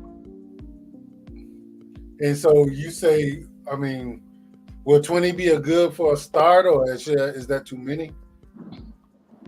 20 eggs? Well, I guess we will have to order 40 if we want 20, right? Correct. Yes. Or 20 birds, yes, I would say is a good start, because you can always have them for dinner the next day if it's too many and too much to feed or too many eggs. Okay. But so as an example, right now, there's almost 200 babies and at least 20 adults. And it still takes me 2.5 weeks to go through a bag of feed. And they eat a lot. So it does last a decent amount. So is all the 200 gonna be food? So we actually just worked out a deal today. We're gonna go buy somebody's rabbitry in exchange for a batch of our baby quail. More bunnies. Yeah. It's a nice deal. Yeah. So we'll get a good breeding Otter. going of just meat rabbits. And then we do have a jumbo JMF line that we hatched and are 4 weeks old that we will be keeping because they're very, very hard to get. So we definitely want to be able to create and make a bigger breeding group of them. And then we'll add some of the hens of the babies to our our breeding groups. And then, dinner or for sale, one or the other. Okay. Yeah. That is a lot of information. I see where Auntie asks, do we have problems? Any of us have problems with fox, coyote, raccoons? I mean, they here, but nothing can get into our coop and nothing can get out. Yeah. Like I'll look, my birds will be making some noise first thing in the morning. I cut the light on and there'll be a fox standing by running around the coop trying to Yeah, but and freaking them out. They can't get in. If they dig, they'll hit the wire so nobody can get in. Yeah. So yeah, they are here, and we live in a subdivision, and we have foxes, and we have hawks, and we have owls. So Yeah, it'll be interesting dealing with that because we just moved up here, so now we have to deal with that side of nature as well. Where, you know, before the worst thing was a stray cat or a stray dog. Oh wow. But So thankfully, my husband working in construction, having carpentry skills, the cages are impenetrable and nothing can get into them. Oh yeah. Thank God for that. Yeah, if you watch any of my videos, I have absolutely no carpentry skills, but I make it work. Yeah, Not but that's the what you prettiest gotta do. thing. You gotta make it work with what you have and the skills you have, and then we can always get better. Yes. Yeah. I probably need to get the right tools. That probably help. Yeah, no, that makes a big difference. Yeah. But I'm sitting there going through, what that I shouldn't be doing right now. I'm already thinking of plans on what's the best way to do it, where I'm gonna put it at, all this stuff. But Oh, I already have a spot for them. I already got a spot. well, Nice. Oh, I will advise you though, they do need 14 to 16 hours of daylight to lay eggs every single day. So, for example, we moved them 2 weeks ago up here to the itty bitty homestead, and now they stopped laying because I don't have a light on them at this moment. So, and it can be anything. It can be an LED strip. It can be a Christmas light. They're not specific. It just has to be visible in their house. okay. Or you allow them a break and they last longer for you. Yeah, and I always say, even with our chickens, I don't mind them taking a break when they want to. So, And when they take their break, typically they'll molt their feathers. Our girls didn't take a break, but they molt. They so ugly right now. Oh no, the quail are doing that right now. Like, I picked my favorite, and thankfully she's still pretty. But if you look in their cage, it looks like somebody got killed because there's feathers everywhere. Yeah. Did somebody say lemon? Huh? What? Nothing. Go ahead. What did you say? Any more questions, babe? Basil, lemon, okay. You clicked it off. That joke go bad. I love anything lemon, like mint, basil, pineapple, things like Go ahead. Go ahead. Hey, all that stuff tastes good with rabbit. Just saying. And see, let me tell you. She's got what a I good recipe saying. just like that. So I keep telling my husband we should grow things that the rabbits and the chickens can eat too. That will cut back on our feed. But of course, my husband, he like, no. I don't think we don't have the space to grow enough to actually make a difference. But you don't have to grow a whole lot, and we got a lot of space back there. Mm-hmm. Even though I know he's thinking it's not a sunny spot, but I don't think we need a lot of sun to try to grow some things. No, not some of the plants, because rabbits and quail can technically live off of weeds. So you can choose your plant carefully to where it doesn't require a lot out of the soil, so it doesn't deplete it in between your other stuff. And you can choose the worst patch and grow it, because anything you get out of it is more than you had before. Yeah. That's true, I guess. I'm just trying to save money for his quail. As I say, you can also, I don't know, in your area there's a plant called kudzu. Do you have that in your area? Kudzu. I'll have to look at it and be able to identify it first, because I don't know it by name. My pen gonna run out of ink tonight. Yeah. I was saying, kudzu, it's an invasive plant. It grows about a foot a day, and you can feed it to your rabbits. It has like a really high protein, and I've seen a lot of breeders use it instead of hay. Really? A foot a day? Yeah. I'm gonna have to look into that. So is it you say it's a weed? It's like an invasive plant? Yeah, it's a weed. It's an invasive plant, and a lot of people, I know that there is a breeder that I watch on TikTok up in West Virginia where she has it all over the place, and that's almost the only thing she feeds to her rabbits other than pellet. You should touch on getting them into that diet if they already have Yeah, but if you're feeding your rabbits something else, make sure that you're slowly transitioning them to it so they don't get something like GI stasis. Okay. So, you know where she at? Like, is it in a cold weather kind of? Look at that. Lord, I love y'all. Oh, I go say, ahead. because it's an invasive plant, it kind of just does well anywhere. Okay. I wanted to speak to someone. So nobody wouldn't be actually selling a seed for an invasive plant. No, but if you do have it, normally it's a big enough of a problem where people a lot of times will pay you to get it off their property. So we might have some. We need to check that out. Hey, Mar. And Grace and Fire. Comfrey. Yeah. Yep. Oh. You just said that. What's up, fam? That's on my list. But I saw somebody say they use. He said she is hilarious. Which one? Both of them fun? Somebody said, but Christmas lights are working for my birds. Pretty lights. Yeah. You talking about to get them the number of hours they need? Okay. One thing we got for our hutch already. Christmas lights. Yep. We can use the other rabbit hutch that we use.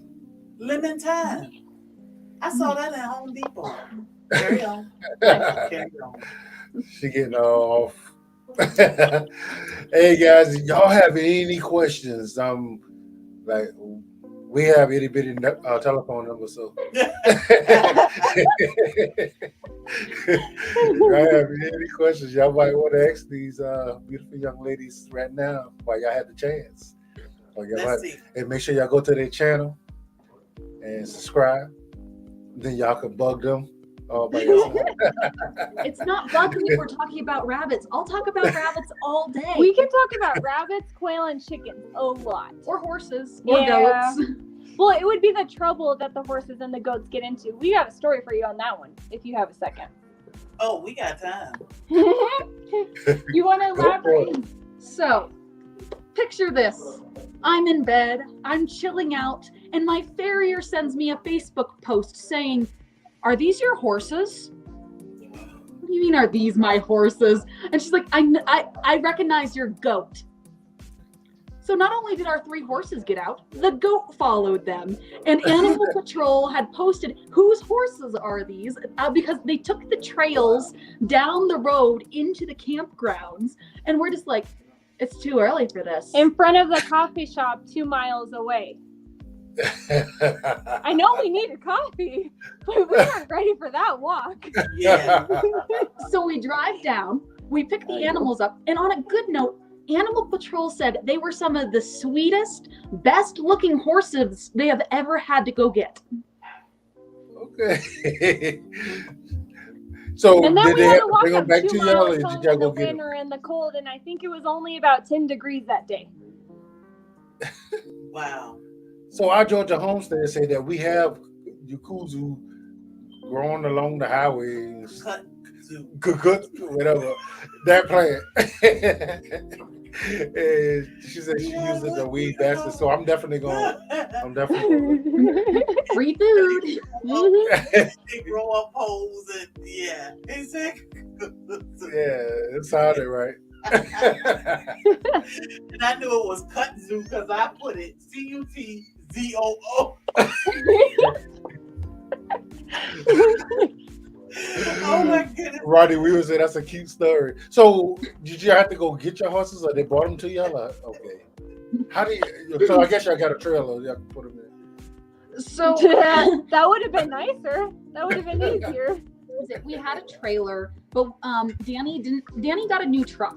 So he didn't get the correct ball hitch for that truck because we haven't needed to use the trailer. And we just kept putting off getting the ball hitch. Because why would the horses possibly escape where they have 2 miles of free food and range? Not only that, but they've never really, like, my horses have gotten out once. In the very beginning, they squeezed through the back. And then for the past year, nothing. Until Jazzy came onto the property. Her wonderful Mustang, who knows how to unlock gates. So Jazzy's in timeout in the stall. Yeah. Dawn Ray says she's so glad she caught this live. She subscribed to both of y'all channels. Yes. Well, thank And Dragon Yes, Queen thank you said, so much. What's the average price of a rabbit? Ooh. It depends. If you're looking for a meat mutt, you can get them all the way down to like $20. My Rex actually, they're pedigreed Rex. She sold my 2 does to me for $5. What? Yeah, she was Right. getting out. She said she couldn't butcher them. They were too cute. So I got both 1 and 2 for $5, and Alpha was $30 because he was pretty. So I got a trio of rabbits for $40. Man, that's a deal. That's the price of one of them normally if they're a cheaper Yeah. person to selling them. Yeah. Yes. So if you're looking for like middle ground, like purebred pedigree, they're about $50 for like Rexes. But if you're looking at like silver foxes, Up to 120 depending on how much they've shown them. yep. Mm. Wow. So silver fox. So if they hadn't been shown, they're just 80 to 100. okay. So it's still up there. Wow. Okay. Yeah. No, I mean it does depend their age, but the closer they are to breeding age, the more that you really should be pricing them on the higher end, because they'll make that back in the first litter very easily. More than, to be Yeah. honest. You're looking at an average litter size being 8 to 10 babies, and if you're selling each of those babies for even $50 a pop, you're On the making, low end. On the low end, yeah. Yeah. You will make your money back on those silver foxes quick as long as you have good stock. Right. So I'm we were interested crazy in enough to girls. drive 6 hours to go pick them up. 6 hours one way. Yeah, but Oh, they're good stuff. we about that life. Oh yeah, we really about that life. Yep. Road trip. We figured the 12 hours was worth the less anxiety, making sure that we knew that they would breed well, what the results were going to be, and that they almost have an exact complete pedigree. Yeah. So it's almost the ideal situation, which is really, really, really hard to find. We just got really lucky. Yeah. Right. So basically, in a year of breeding them, because they have a couple of little spots where they aren't, we know they're purebred because the breeder, before the breeder we got them from, what had happened was she was somebody who had shown her rabbits and she passed away. So those pedigrees were lost on the great grandparents' side. So if we breed them one more generation, we have a full pedigree. Hmm. Wow. And you said And quail were involved in that trading as well. Yes. That's how you We have quail. Please give us bunnies. Yep. exactly. Because same thing, it was hard for them to find the better quality quail. So 25 of those babies equaled 4 of his babies. Mm. Really? Okay. Wow. That's, I mean, I don't know. I guess that's a good deal. Yeah. If you got plenty of them, it is a good deal, I guess. Yep. Man. So why is it hard to find? Why are they hard to find? So they may be easy to find locally. The question is whether or not they're good or bad stock.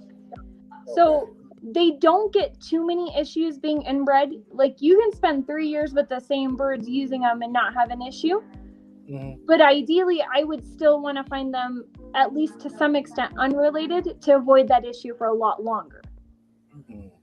So I had bought some locally, and then I ordered hatching eggs in from 2 other breeders. So that those 3 combined, I know my genetic pool is a lot stronger than it would be otherwise. And it just depends on which version you like the most as to how hard it is to find. But it is not hard to find them online and order the hatching eggs. And there's usually 2 to 4 week wait on them as an idea. So it wouldn't be best to use the if I ordered say 40, the male from one of those shouldn't be mated with the females from the same group. You can, Okay. because again, you can spend 3 years using the same generations together and not have an issue. I just wanted to strengthen my flock since I started with a local breeder. Okay. And she had already had them for a while staying together.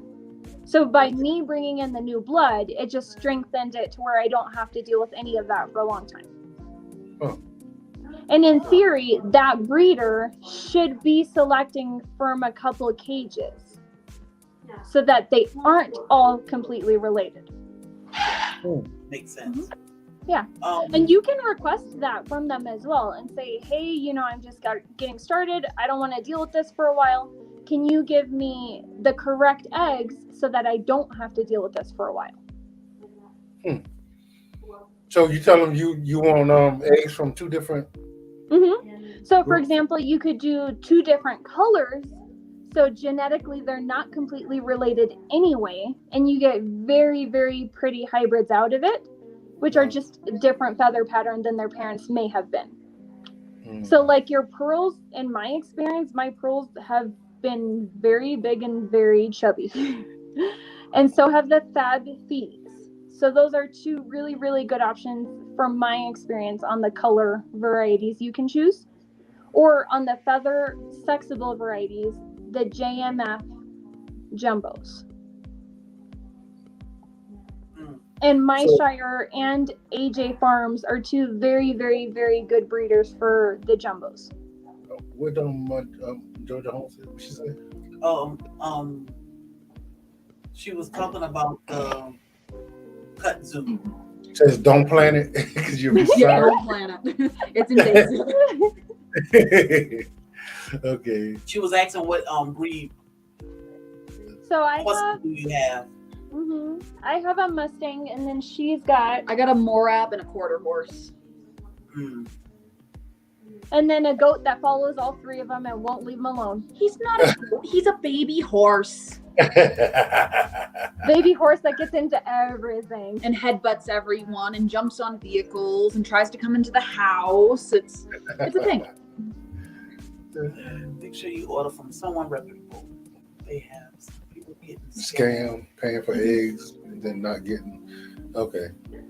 Yeah. So they Which don't is, sell, again, going in person or using those reputable breeders that are online, answer lives weekly. So you can always get your questions answered. There's more of a reputation behind them to hold them accountable. Okay. So, for example, like My Shire Farm, I mean, their customer service is a little ridiculous, and I don't know how he's making money. Because he guarantees a 50% hatch rate on the babies that he sends you. Whether your power goes out, whether you make a mistake, or it is the post office. Which is a lot. Yeah, for so him to take accountable and still hold. And he does. He sent my eggs twice because the post office messed up. right. But Hoover do the same thing. Can you? I wonder if Tractor Supply ever have 12. I ain't never saw none there. But I mean, they do eggs. 12? Oh. Oh, and I'm sorry. I should have elaborated more on that. My Shire does also sell them ready to start laying and a breeding group. My brain, just to have more rather than less, orders hatching eggs. You can order them already laying. Okay. But you're gonna need an incubator anyway, though, right? Eventually, yes. Yep. Yeah, that makes sense. Oh. So, I think I got enough information to get myself in trouble. He ain't gonna get no sleep tonight. He gonna be going crazy all night. Then in the morning, he'll eat his breakfast. He might take a 10-minute nap, and then he gonna get up like, hey, I was gonna get banana straight today. But let's go. Weeks, and then so did she. Yeah. You get stuck in that rabbit hole. Mary McMurray. And see, we get our birds from Hoover Hatchery all the time. But I've heard of Mary, but so I think he's straight. I just want to play with the incubator. Oh yeah, no, it's a lot of fun watching them hatch. Yeah. I say it's a great science experiment for the 5-year-old. She was like there when are they going to hatch? Oh, are they hatching? Let me see. She was so into it. And then she was also like, when we didn't have the hatching, she's like, where did they go? Where did they go? What happened? Why didn't they hatch? And great learning experience for the 5-year-old. always gardening prepping. Hey, wild lettuce lady. We were out in the yard today, like, where the wild lettuce? Where the wild lettuce? My husband had a big old knife. Yeah, we were crazy. But Yeah. man, now I want quail, babe. Yeah. Just because I can't have pigs, we'll get quail. See, now next time your live is gonna say chickens, rabbits, and quail. Yeah. Exactly. Yeah. Exactly. As a matter of fact, next week we'll talk about meat birds because we'll have our meat birds. But then the week after, I'm sure we'll be talking about quail because I'm gonna be all day at the incubator. That somebody probably will say, "Babe, I went on and ordered the incubator." So yeah, I did that, and my husband went, "What?" And you spent how much? But it's gonna do what? Okay, I guess it's okay. and I'm thinking about the eggs. I can sell the eggs for $6 a dozen. Oh my Yeah. goodness! Once we get enough birds to where we could have enough meat, and then you can mess with the eggs. Yep.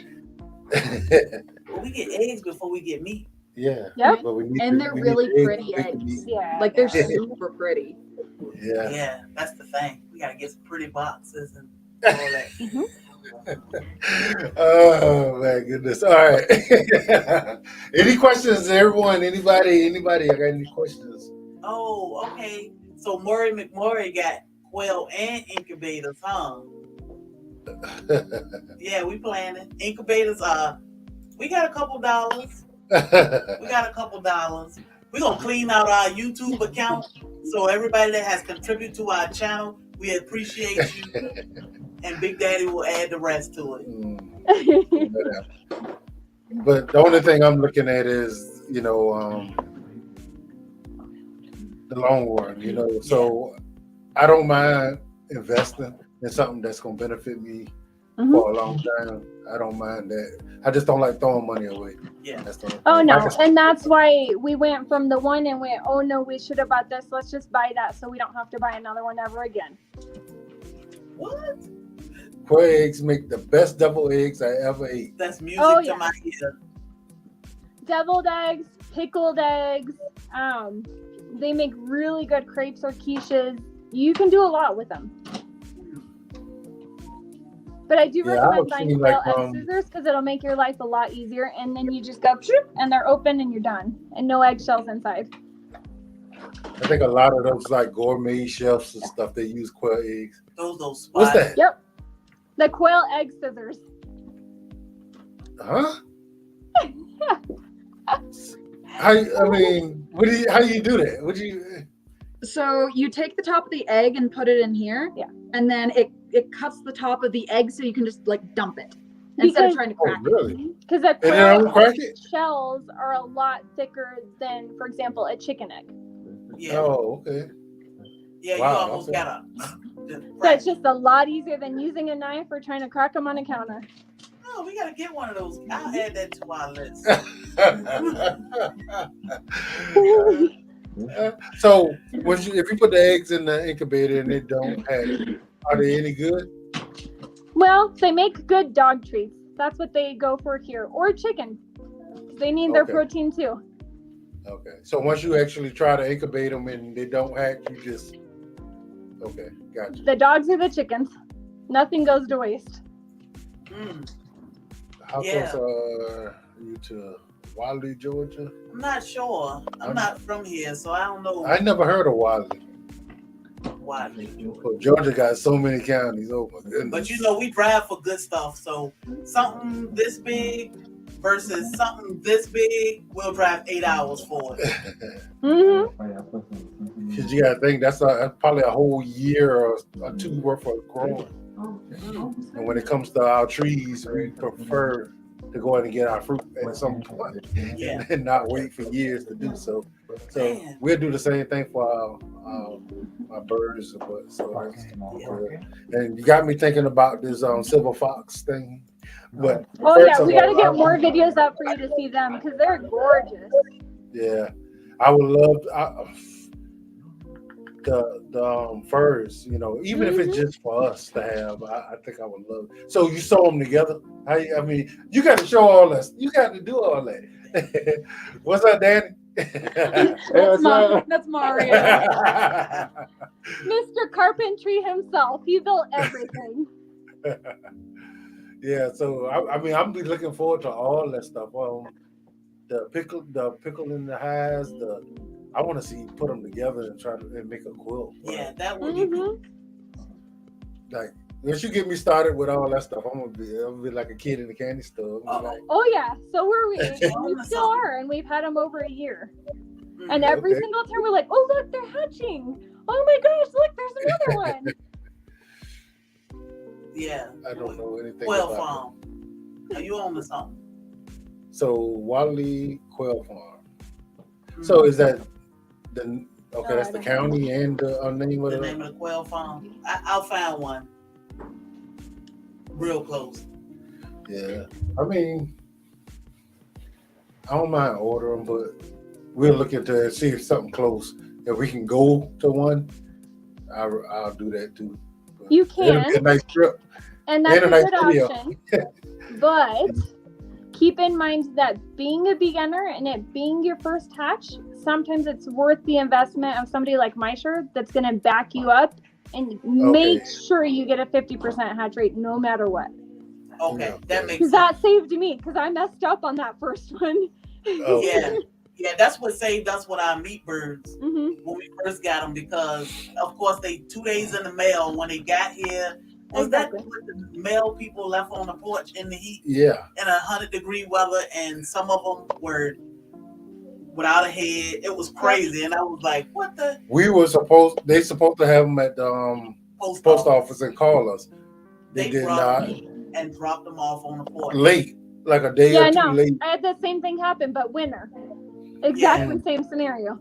Yeah, but the good thing about Hoover is I called them and told them, and they were like, "No problem." They just sent us out another bag. Oh, yeah, that's my experience with them, which made it so much easier. Yeah. Ladies, we held y'all up long enough. We definitely appreciate y'all coming on. I mean, y'all gave us a ton of great information. Without the head. So we appreciate y'all. Everybody, y'all subscribe to these young ladies. Itty Homestead Committee and Freedom Quail Farm. You got it. Go live. Be like itty bitty. We want you to go live and make us a blanket. Make him a hat. I got you. The only problem is I get talking to everyone and then I forget I'm like quilting. Okay. So when I come in, I'm not gonna talk because I always come in and I start talking about rabbits because I can't help it. But I won't talk because I want to see you. I mean, you can talk because I'm gonna listen. So you stitch them. No, I'll wait till you do it so I can see. Yeah. But y'all ladies have a good night. We're gonna let y'all go, and we appreciate y'all. Okay? We got our bells on. It don't make me call you. It was wonderful. Like, what crazy quail lady having us. This was great. I will itty bitty put your so when you make sure you type in SoilFamily, one word, and I got your number. And tell Freedom Farm to do the same thing. The crazy quail lady. Tell her to type in SoilFamily, one word, so everybody can check y'all out. Let's get her to 50 tonight. Oh heck yeah, we want to make sure she can go live. Yes. That's right. Yes, let's get her to 50, y'all. Yeah. We appreciate you always. You are amazing. So thank you for having me. I love talking to y'all and being on your lives. And of course, anytime it has to do with bunnies, I'm here. That's right. Y'all check her out on Instagram too. Not Instagram, TikTok. She over there causing all types of problems. I am the chaotic person on TikTok. Well,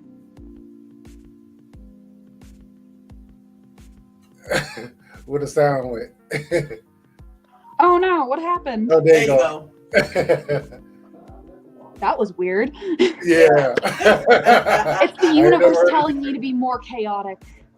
Yes. But yeah, y'all make sure y'all drop that SoilFamily in the chat so they can come check y'all out. Yes, ma'am. I got you as soon as we're off here. All right. We appreciate you. Good night, Thank you again. The quail lady at 56. 56. Oh, she's at 56 now. She can go live. Yes. Yeah. Let's talk about those quail. That's right. Heck yeah. Thank you, itty bitty. Anytime. Thank you for having me. You're welcome. I Hey, say, I God, say, do you want me to press the button? I think my husband got it. He's so good at that. You're welcome. I got bad timing too. You know. Hey guys, y'all see that personality? Y'all see all that knowledge? You know, y'all definitely check them out. Yeah. Oh, we got a little bit of. Hold on, y'all.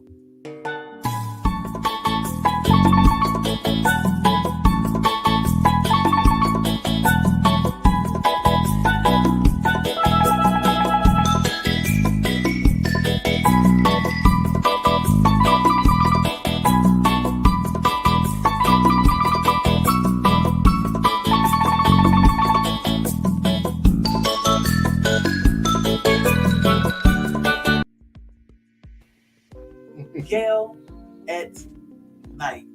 What's up, Gail? Did I skip this thing? The moderator queen. Oh, super sticker. Thank you, ma'am. Thank you, ma'am. We appreciate you. Always. Always. So, y'all, we got a little bit of a mail call. Hey, babe. Yeah. We got mail.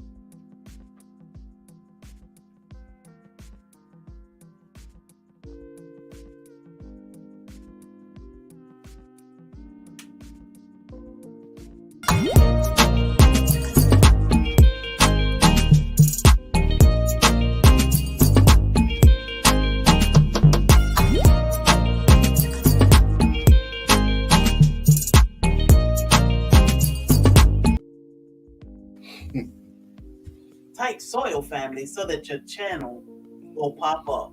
Exactly. Hey, before the billions, what's up? What's Soil up? brother? You took some great pictures at the TLA meetup. That was awesome, Gail. So emotional. It was a beautiful moment. So thank you for sharing that with the world. We appreciated that. Mm-hmm. But yeah, we got a little bit of a mail call. Very little. We got something from F.R. Humphrey. Hey, Felicia. Hey, Felicia. She said, Sherry, I had a few carrot seeds. I thought you would enjoy. Felicia. Yeah. I feel. A few. She said a few. What kind Let's see what we got. We got black nebula carrots. These things are very interesting and huge. Yeah, we looked at the video on them things. Man, amazing. I hear that they can stain pretty well, so we'll be careful with these. But how these little things turn to them big old things? Huge carrots. We have, I don't know what this is. Roselle? Somebody? Yeah. Mm-hmm. We have rainbow carrots. I'm holding these near and dear. Rainbow. We have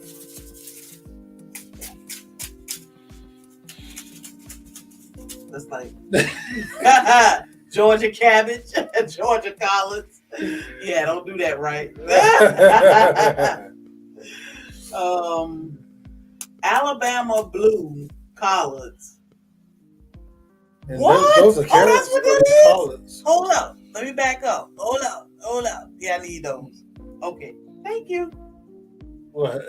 What was that? What are those? What did you say you got? These seeds. I need these. Need them for what? I need these seeds. These seeds are for tea.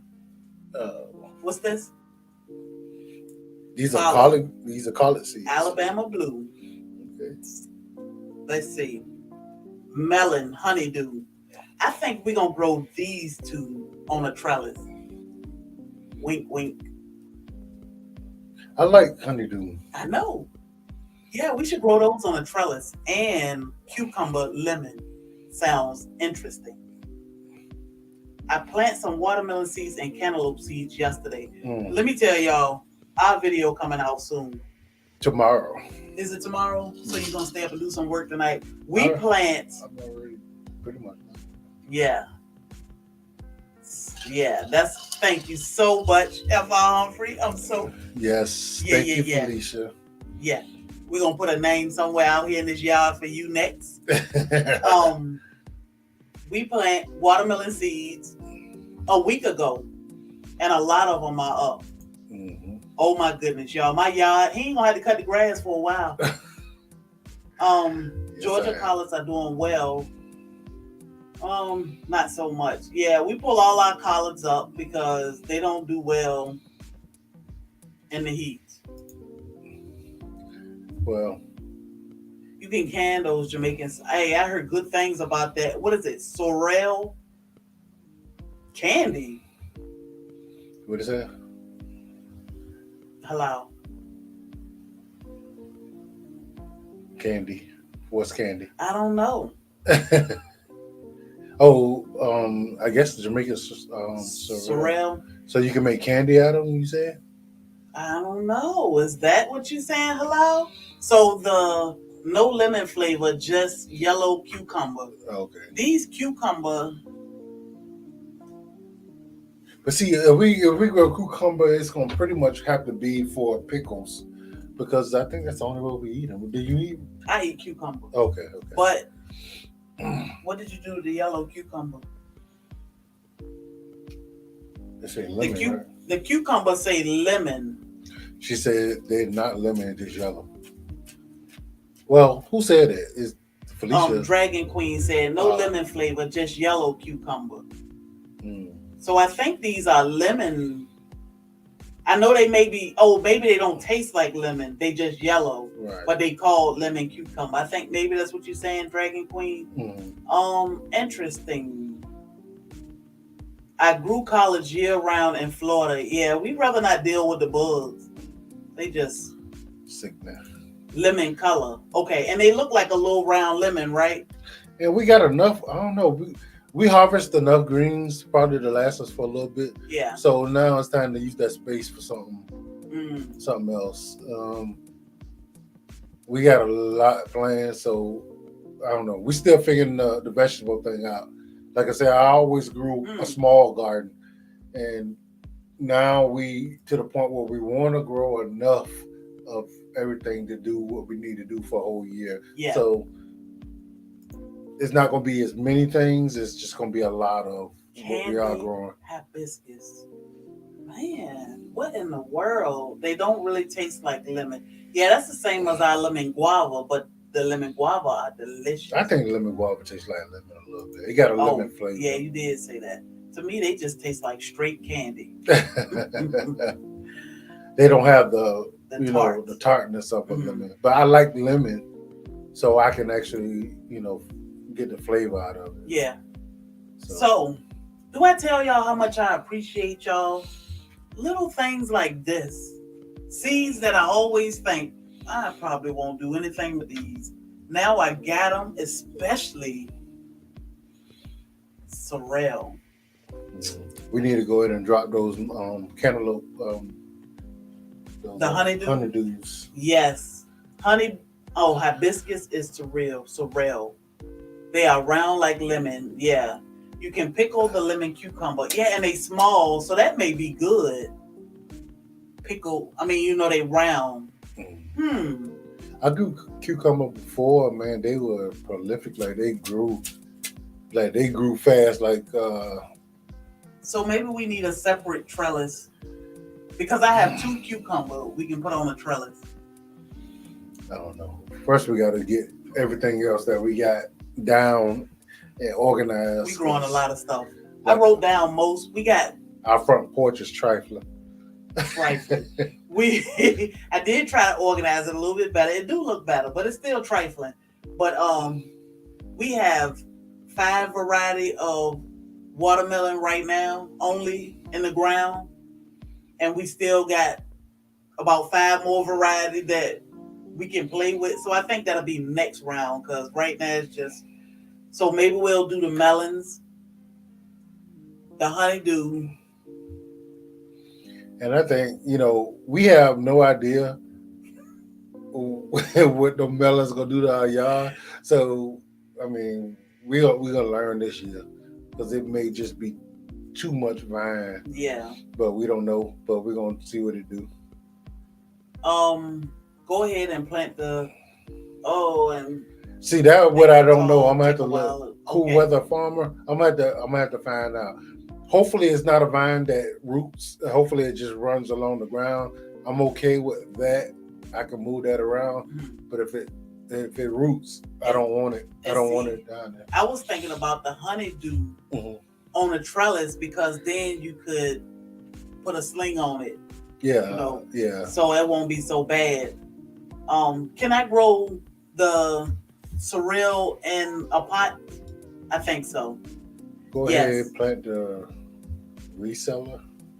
The roselle. Okay. So it'll go to seed in a while. Hmm. Yeah, it'll flower and then yeah, that makes sense. I love getting seeds too, especially unique, different things that I don't know nothing about. So yeah, I just watch a bunch of videos. Do the honeydew melon run all over the? I think so. Our watermelon about to be silly out there. Yeah, We got a lot. we got probably too many, but like I said, we'll know after this year whether we should do that again. Yes, deep pot. Okay, you can grow in pot. Keep it warm in the winter though. Okay, What's I that? can do that. The my sorrel. What did I do with it? Is sorrel? Sorrel. Is that the carrot? No, that's the tea. Okay, gotcha. So I can put that in a pot and start that. So yeah, F.R. Humphrey, I appreciate you, girl. Is she here? She was here. I know she was. The Black Nebula carrots had me gone. Like I had my mother-in-law here watching videos the other day because yeah, I was that into it. And I know that the color is so heavy. We're gonna think about that. But we got round 2 of carrots coming up soon because y'all, my carrots have sprouted. So now I feel like I'm really a gardener and I can grow carrots. So we got these red babies. I am looking forward to those. Anybody grow those before? Kyoto red carrots. Yes, they taste like a berry and watermelon flavor. That's what they say anyway. So yeah, are tart and good in salad, stir fry, and sandwiches. Tart. Yeah. So F.R. Humphrey said, well, that back in the winter would give a lot of seeds. Okay. Kyoto red carrots, a Japanese kentoku, sweet red type carrot, silky red carrot, have an exceptional texture and sweet flavor. Mm-hmm. It says slender root, grow to 12 to 18 inches. That's pretty long. That's a big carrot. Must be planted in late summer, fall, winter, not for spring planting. Now, why is that? I don't know. Yeah, so these carrots, it say spring. I don't know. I'm they gonna say plant that, them. yeah, they want you closer to the summertime. Yeah. Oh, Lord, the light is bright. I know. You took your shades off.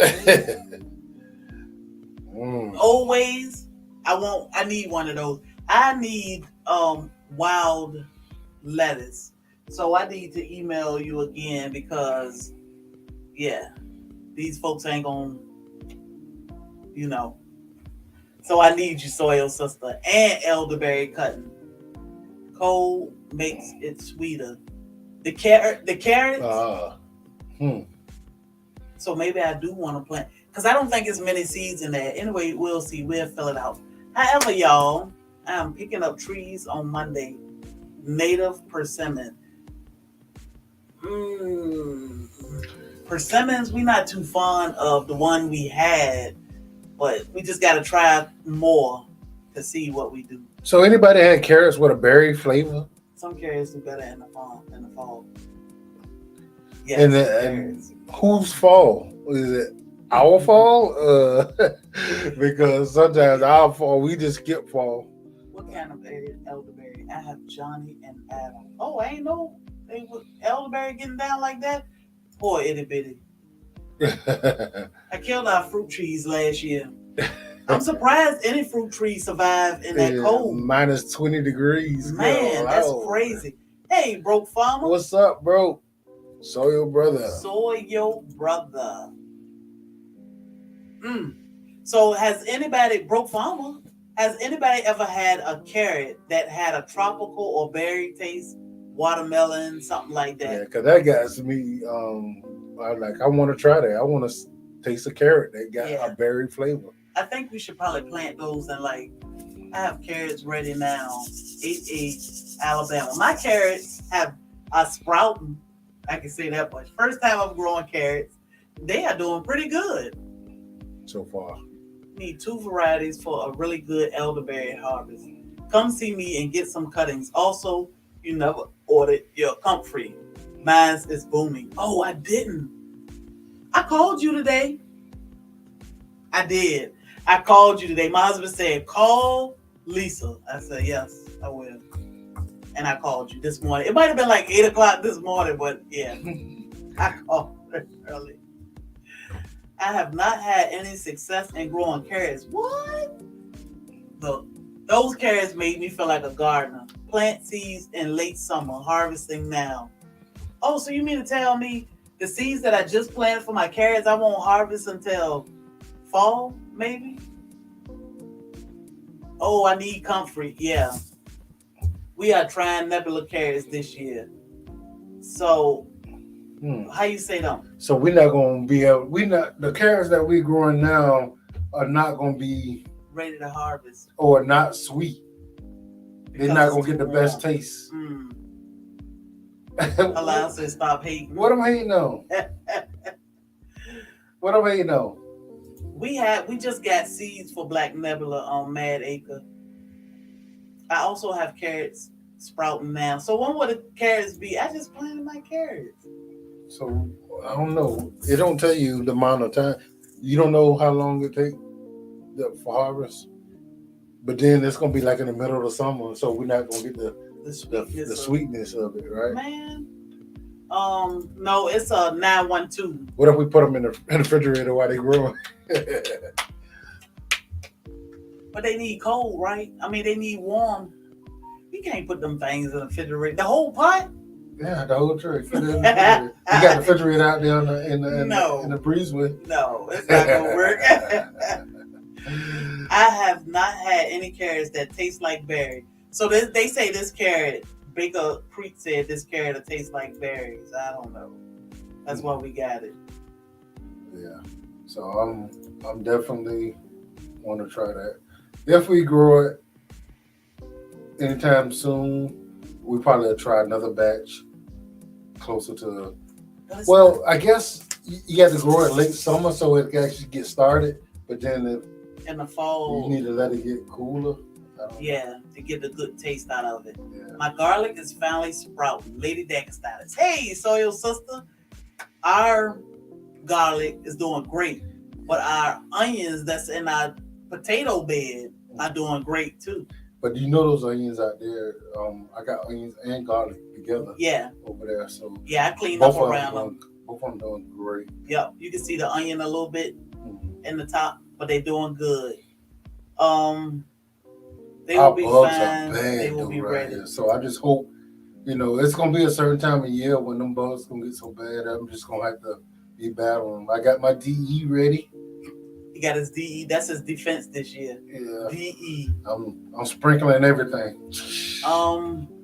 What was the variety you planted? So right now I have a colorful carrot and I can't remember. It's a little short, round, stubby carrot. Yeah. I can't remember the name of it. It's a little fat, little short carrot. Yeah. Which I think really is a waste of time.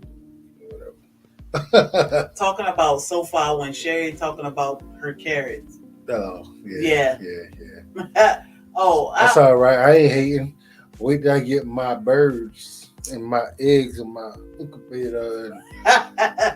So y'all look for quails soon. They will be good, just better in cooler weather like greens. They're good in the summer, but better in the winter. Oh, okay. That makes sense. Thank you, Dragon Queen. I planted Black Nebula, and is that what that is? No. Black Nebula is the big one, right? Yeah, last fall, but it wasn't. I wasn't living here, and I didn't water them. Hopefully this year I can grow some carrots. Yeah, Okay. my carrots did good. Bro, promise there's a Doing lot of good. Georgia people in here. Yeah, GA. yeah. We can't do that like Laquita do. 'Cause it's different. VA and GA are different. Dirty. I was digging up what is a sunchoke this afternoon out of my container. Hint, they don't do well in containers. What is a sunchoke? Into the ground they go. Yeah, that's something new to me. What? Teresa, you was putting time out. In here? I ain't never heard of that before. In here? I mean, not in this chat. Teresa, you were putting time out here. Hopefully, I get a carrot this year. Trying different seeds and the new method. How she get put in time? Who can put it in time out? I don't know. Let me get to it. Okay, yeah. Send me another number, Lisa. Our carrots did awesome last season. We watered them a lot. They got pretty. Yeah. Okay. So we had to keep them watered good. We've been doing that, but you know. Oh, it was halal by mistake. I'm like, what? I ain't never heard of nobody getting timed out in our chat. Halal said, I'm sorry, always God and prepping. Okay. Now I feel better. I'm like, what? Yeah, sometimes it can happen when you modding. It's easy to do. I gotta get the kids to bed. Thank you, Itty Bitty. We appreciate you. Definitely appreciate you. That was excellent information. Hello, Pierre Pondering on the phone. We'll catch the replay later. We appreciate you. What is Oxford carrot? They are short. Was it Oxford? No, it wasn't Oxford. And my bag is in the other room. It wasn't Oxford. It was Pristine or something, right? I don't know. They short though. I mean, you don't even have to cut them. Ain't up but one little chunk of a carrot. Yeah, it's a little bite. That's it. Quail eggs are good, Bobby. Quail eggs are real good at potato salad. He doesn't eat potato salad, but he eats a lot of eggs. Once I get enough birds, I'll think about the eggs, but I want the meat. I want to eat with some quail. Yeah. Okay, halal, no problem. Sunchokes are good for soups. Oh, artichokes. Oh, yeah. No. It's like, yeah, known as Jerusalem artichokes. Okay. Never had that. Elderberries look like wild cherries. Does anybody know if they are the same? I don't know anything about elderberries. I get my elderberry tinctures from Old Ways Gardening. Parisian they are carrots. Short and round. It was called something else, not Parisian. I think it was. But they are short and round. But they are short and round. So it may be. It may be. You might be right. Yeah. Parisian. Yeah. So Felicia is saying the same thing. I don't know. So it could be the same thing, but I'm excited about the carrots. Fartichoke. AKA, they make you gassy. We don't need any of that around here. No. No more than we already got anyway. But yeah, I'm excited about growing everything. Like I can't stop babysitting the don't eat uncooked elderberry. I can't stop watching a watermelon. I watch everything. I don't even know what an elderberry is. Like I don't even know what it looks like. I heard of it before. I hear a lot about it, but I know you were talking about it got some kind of benefits to it, but I would assume it was a berry.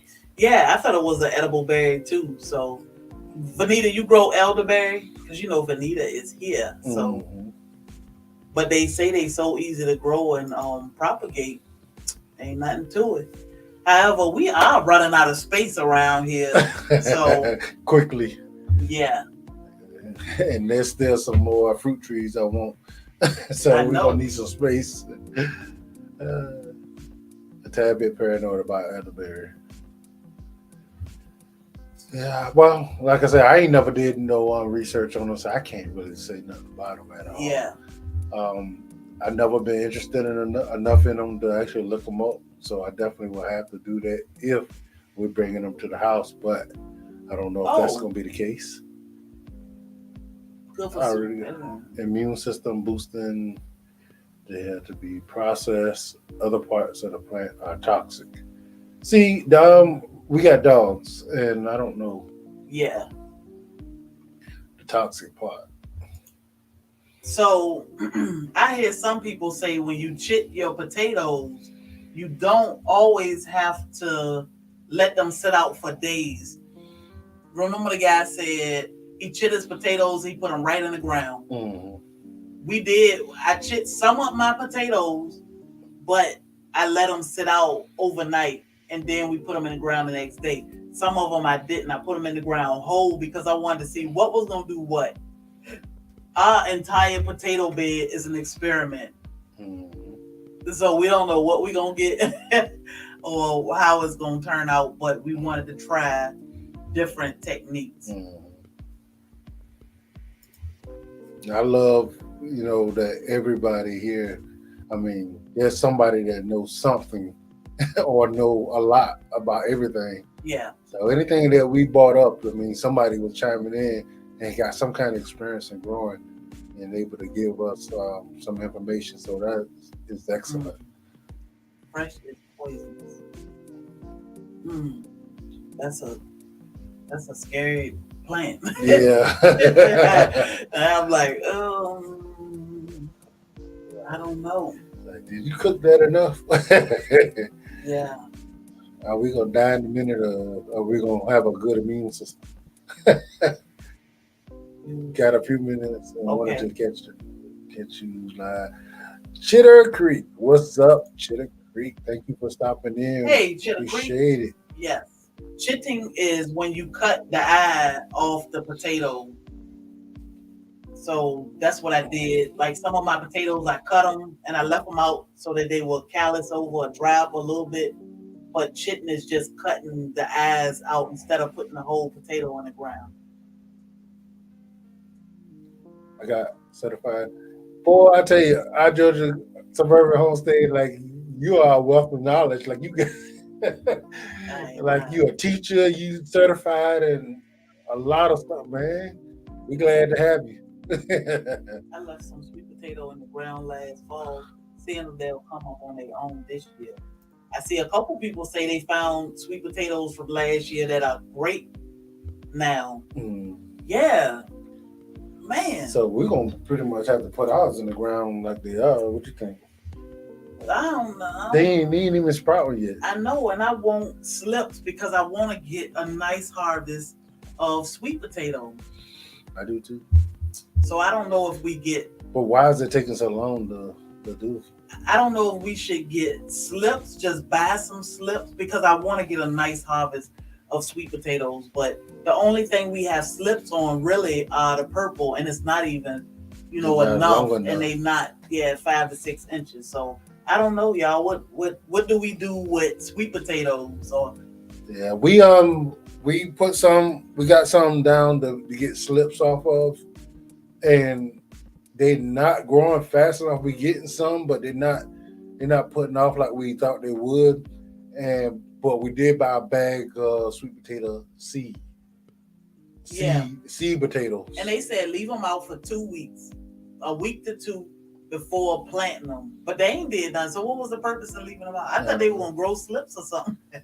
So anybody ever planted seed sweet potatoes? Yeah, Dragon Queen, I did the same thing. We planted our sweet potatoes a week ago. Some are cut. Our potatoes, and we did cut some we left whole. Yeah, and we did 3 or 4 different varieties. Yeah, we have a yellow. We got a gold. Yukon gold, russet, red, and purple. Papa Pepper's video. Boom. And we're growing all of them the same way. We will document what grew better, Yeah. So the harvest, Mm. and then we'll know Yeah, she what said we I need put to look forward to for years to come. I put my white potatoes in whole, but not my sweet potatoes. Oh. Mm. So we put some of our potato. Well, we got all different kind of potatoes, and some of our red and purple were cut. I think the only thing we left whole, we left all of our russet and Yukons whole. Some of our reds might be whole, but most of them red, purple, we cut. That's what we chit, right? You know what I mean? Yeah. My mother-in-law slices of sweet taters, the Irish taters, and fried, all butter and salt. Very nice together like that. So the Irish potato is a white potato. Yeah, I'm still trying to figure out putting in that seed sweet potato, a whole seed sweet potato that hadn't sprouted anything yet. Is that a good idea? Yeah, so Dragon Queen, that's what we doing. We still waiting on sweet potatoes to make slips. Mm-hmm. We bought seed potatoes, but it's no slips on them. So you just put the seed potato in the ground and it'll do its thing. So, it's our first year for growing potato and sweet potato, but I guess, we'll see what the first harvest do, and then we'll make changes for the second harvest. Last year. Go ahead, baby. So last year I planted sweet potato slips, and then I planted some sweet potatoes without taking the slips off. Both did well. So did your was your the whole sweet potato that you planted, did it have any growth on it at all when you put it down in the ground? Because ours still doesn't have any. I'm sure it'll probably eventually grow. I'm assuming. Yeah. So if you have slips, cut them off and plant, or put them in water to root. So doesn't the slip need to be a certain length before you cut it off and put it in water to root? Because most of our slips are still so short. Yeah, they're only probably about 2 inches, if that. I know, right? I was trying to say chit. Well, see. Yes, Irish potatoes are white. Plant my sweet potatoes in a pot and get my slips off of them then. Teresa had a nice haul of potatoes, sweet potatoes, last year. No, that was this year. That was just 5 months ago. Let's see.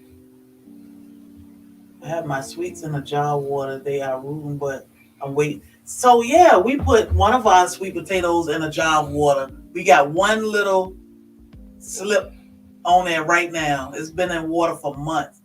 But I put the purple sweet potato in soil and left the top half out of soil, and we got a couple slips, but they still not long. And now they outside in the heat, and it's just like taking their time. The whole sweet potato, put up vines and cover a patch about 2 feet, 2 by 5. Okay. So they will grow if we did put them in the ground like that. The slip. No, the seed. Yeah, the seed potato. Yeah. So. I guess we need to go ahead and get them in the ground. Because we could put the, well, I can cut those slips off and root them, and then we'll put them all in the ground. At the same time? I think.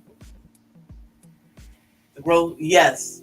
I saw that. I watched all those videos 2 days ago. Something. Always with her sweet potato slips. So I think I'll cut those slips off, even though they are all not too long, and get roots on them, and then we'll Oh, it was. It was. What's that? 5 months ago was last year. It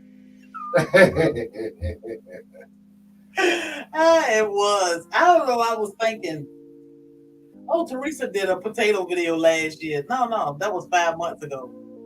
Same difference, right? Undamaged sweet potatoes and soil. Set up a heat mat. Slips will start growing in around 2 weeks. When around 5 inches, break off slips. Yeah, so that's what I'm waiting on. So I started my sweet potato slips on a heat mat. And they going so slow. I don't know. It's the purple sweet potato and the slips are growing, but it's so slow. I don't know if it's because I'm being impatient, but it's been a long time. So because we got our weather is good and we got like an early start to the spring. put them outside. So we want everything to be ready to do what it need to do right now, and yeah, just plant them. Yeah, we might have to do that. My patience are wearing thin. I grew sweet potatoes in a 5-gallon bucket the last 2 years and let them climb the cattle panel trellis so we can harvest the leaves, clean up too. Yeah, we might just go ahead. Well, he got a lot of work to do tomorrow. Now he got a quail hutch to worry about. So yeah, we'll get potatoes in the ground. I think in the next few days. It's supposed to be almost 90 degrees. So, oh my goodness. I don't know. It's hot. Purple Korean sweet potatoes inside the bird, but no heat mat. And it took about 1.5 weeks for the sprouts to come up. That's crazy. That's not bad. Yeah. So they're not gonna just sprout out there, I guess. It just maybe the sun was just to cure them or something. I don't know. The warm, I'm thinking the warm. Well, I had them in here, but I don't know. What I am gonna do though, in the next week or so, the next few days, I'm gonna go ahead and get potatoes. I'm gonna go to Brighter Day and get more potatoes because they're organic, and I know they're not supposed to spray them with anything, so I can get slip started for the next batch. Because once they get 6 inches, I can just stick them in water and let them root. But they'll be ready for the next batch in a couple weeks, months. I don't know. I think either take the ones that we got sitting out there, put them in some soil, let them start doing their thing, then take them out and put them in the garden, or just put them in the ground. Yeah, that's what she said. Just put them in the ground. Yeah, so that's why I said maybe we should start early getting slips off the new ones. You ran into somebody? I'm off for the night. I ran into an old friend coming out of the movies. And we're gossiping. I mean we're catching up. Hey, that's how you're supposed to do it. You know, we do that all the time. That's that, Laquita, that's that in us.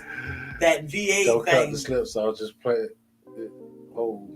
And they'll keep growing? Okay. Ones are purple outside and inside white. They are sugar sweet. I bake them whole and eat them. So our purple sweet potatoes are like this purple inside. I mean, purple inside. Don't use a heat mat to grow my sweet potato slips. Yeah, I was just trying to speed up the progress. But we started in, well, still winter, but yeah.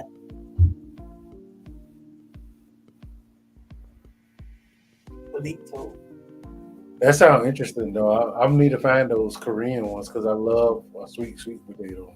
So Korean ones. I wonder where I can find those at. White inside.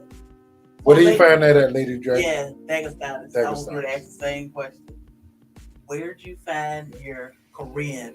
I know Lionecrest was growing Okinawan, but those are white on the outside and purple on the inside. They like this purple on the inside. but white on the outside. Okay. Wow. I've never seen those. Oh, I like those potatoes. Those purple ones too. Purple inside and purple on the outside. Yes, those are the Stokes. That's what we have. The Stokes. But he had an Okinawan. So now I need to look. Yeah, I need to find those Korean. The Korean ones. Let me write that. Make sure. I took a lot of notes tonight. Yeah, y'all been pouring into us. Oh, I'm gonna have to look into those Korean. I know about the Okinawan. I just don't know about the Korean. And the Okinawan get huge.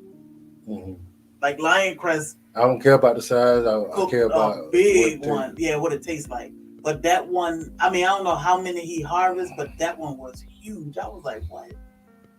Purple sweet potatoes years ago. I can only get them from the Asian markets. Korean ones, Chinese white potatoes. Mm. Oh, okay. Yeah. So we need to find an Asian market and try to find those. There are grocery stores here. No, I'm not gonna try to non-diamond. That caters to Asians. Yeah. All right, Don. I need to come over to your crib and check out a couple of your videos.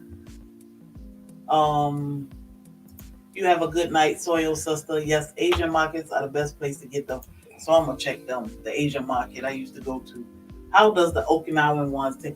Lion Crest said it was very sweet. His wife was talking about them one night too in the chat, and they said they were very sweet, but it was weird when he cracked that sucker open. I was like, man, it was so purple, but the white make you think the inside will not be purple like that, but it was beautiful. I just don't know.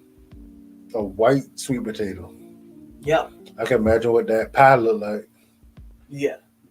Just like that purple pie. I'm waiting to see what that's going to like. That's going to be weird. Like I have eaten it and it tastes good. Did you read this?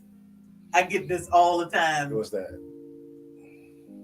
There's a huge Asian market, open air market in Duluth that we can visit when you come this way, YouTube. Ooh, we're gonna have to talk about that. We're gonna have to work that out. Yeah, we haven't been to up in the Atlanta area in a long time. Once we go south. Yeah, we go down to Florida, but we do need to make a trip that way at some point. Yeah. We want to come when it's warm. I don't want to travel when it's cold. Yeah. We want to come when the weather is good. So we'll definitely have to it's look into few people we need to meet. We need to run, meet up that way. Broke Farmer. Yeah. Kinfolk. Yeah. There's a lot of people up there. What's his name? Just Petways? No, just moved into this place. King Wolf. Casey. Yeah. Yes. Armsby Farm. Yeah, so we'll look into that. We're planning something in a while. Because Ison's is up there. Yeah, we want to go to Ison's. Yep. Also. So all right, y'all. We're gonna call it a night. Yeah. We appreciate y'all hanging out with us. Of course, we didn't plan on being on here quite as long, but they're just so much information that was going on in here, so much to learn, so much to talk about, and we definitely enjoyed it. So we're glad that y'all came in with us. We getting quail, y'all. Yes. It's I'm excited because low maintenance, a lot of food. I get to hatch some eggs. That is gonna be good. It's gonna be fun. So with that being said, we appreciate you all. We absolutely love y'all all the same. And thank you, Ronnie Weaver. We definitely appreciate you coming. Yes. Y'all are all amazing. Y'all were a lot of information. We got a lot of information from the Itty Bitty Homestead Committee and Freedom Quail Farm. The crazy, what was you gonna say? The crazy quail lady. You got to be calling the lady the crazy quail lady. But hey, That was some amazing. Like they bought my husband on quail, so this is it's great. Y'all look out for meat birds next week. Georgia, the suburban homestead, says she going to cuddle with her husband for the cat beat her. I know that's right. Beat her to the spot. I wish one of my dogs would. Sweet potato fries. I roasted sweet potatoes the other night. Did you like them? Okay, good. When I went in the room, he was still eating the second plate. Y'all have a great night, a great weekend. Be safe. Yes. Yes. Enjoy your weekend, y'all. And I will call you tomorrow. Georgia suburban homestead. I'm gonna start leaving that off. My sister-in-law called me. What was that? Yesterday to work with me on that. She said, "Stop saying that." Okay. I love y'all. Y'all be safe.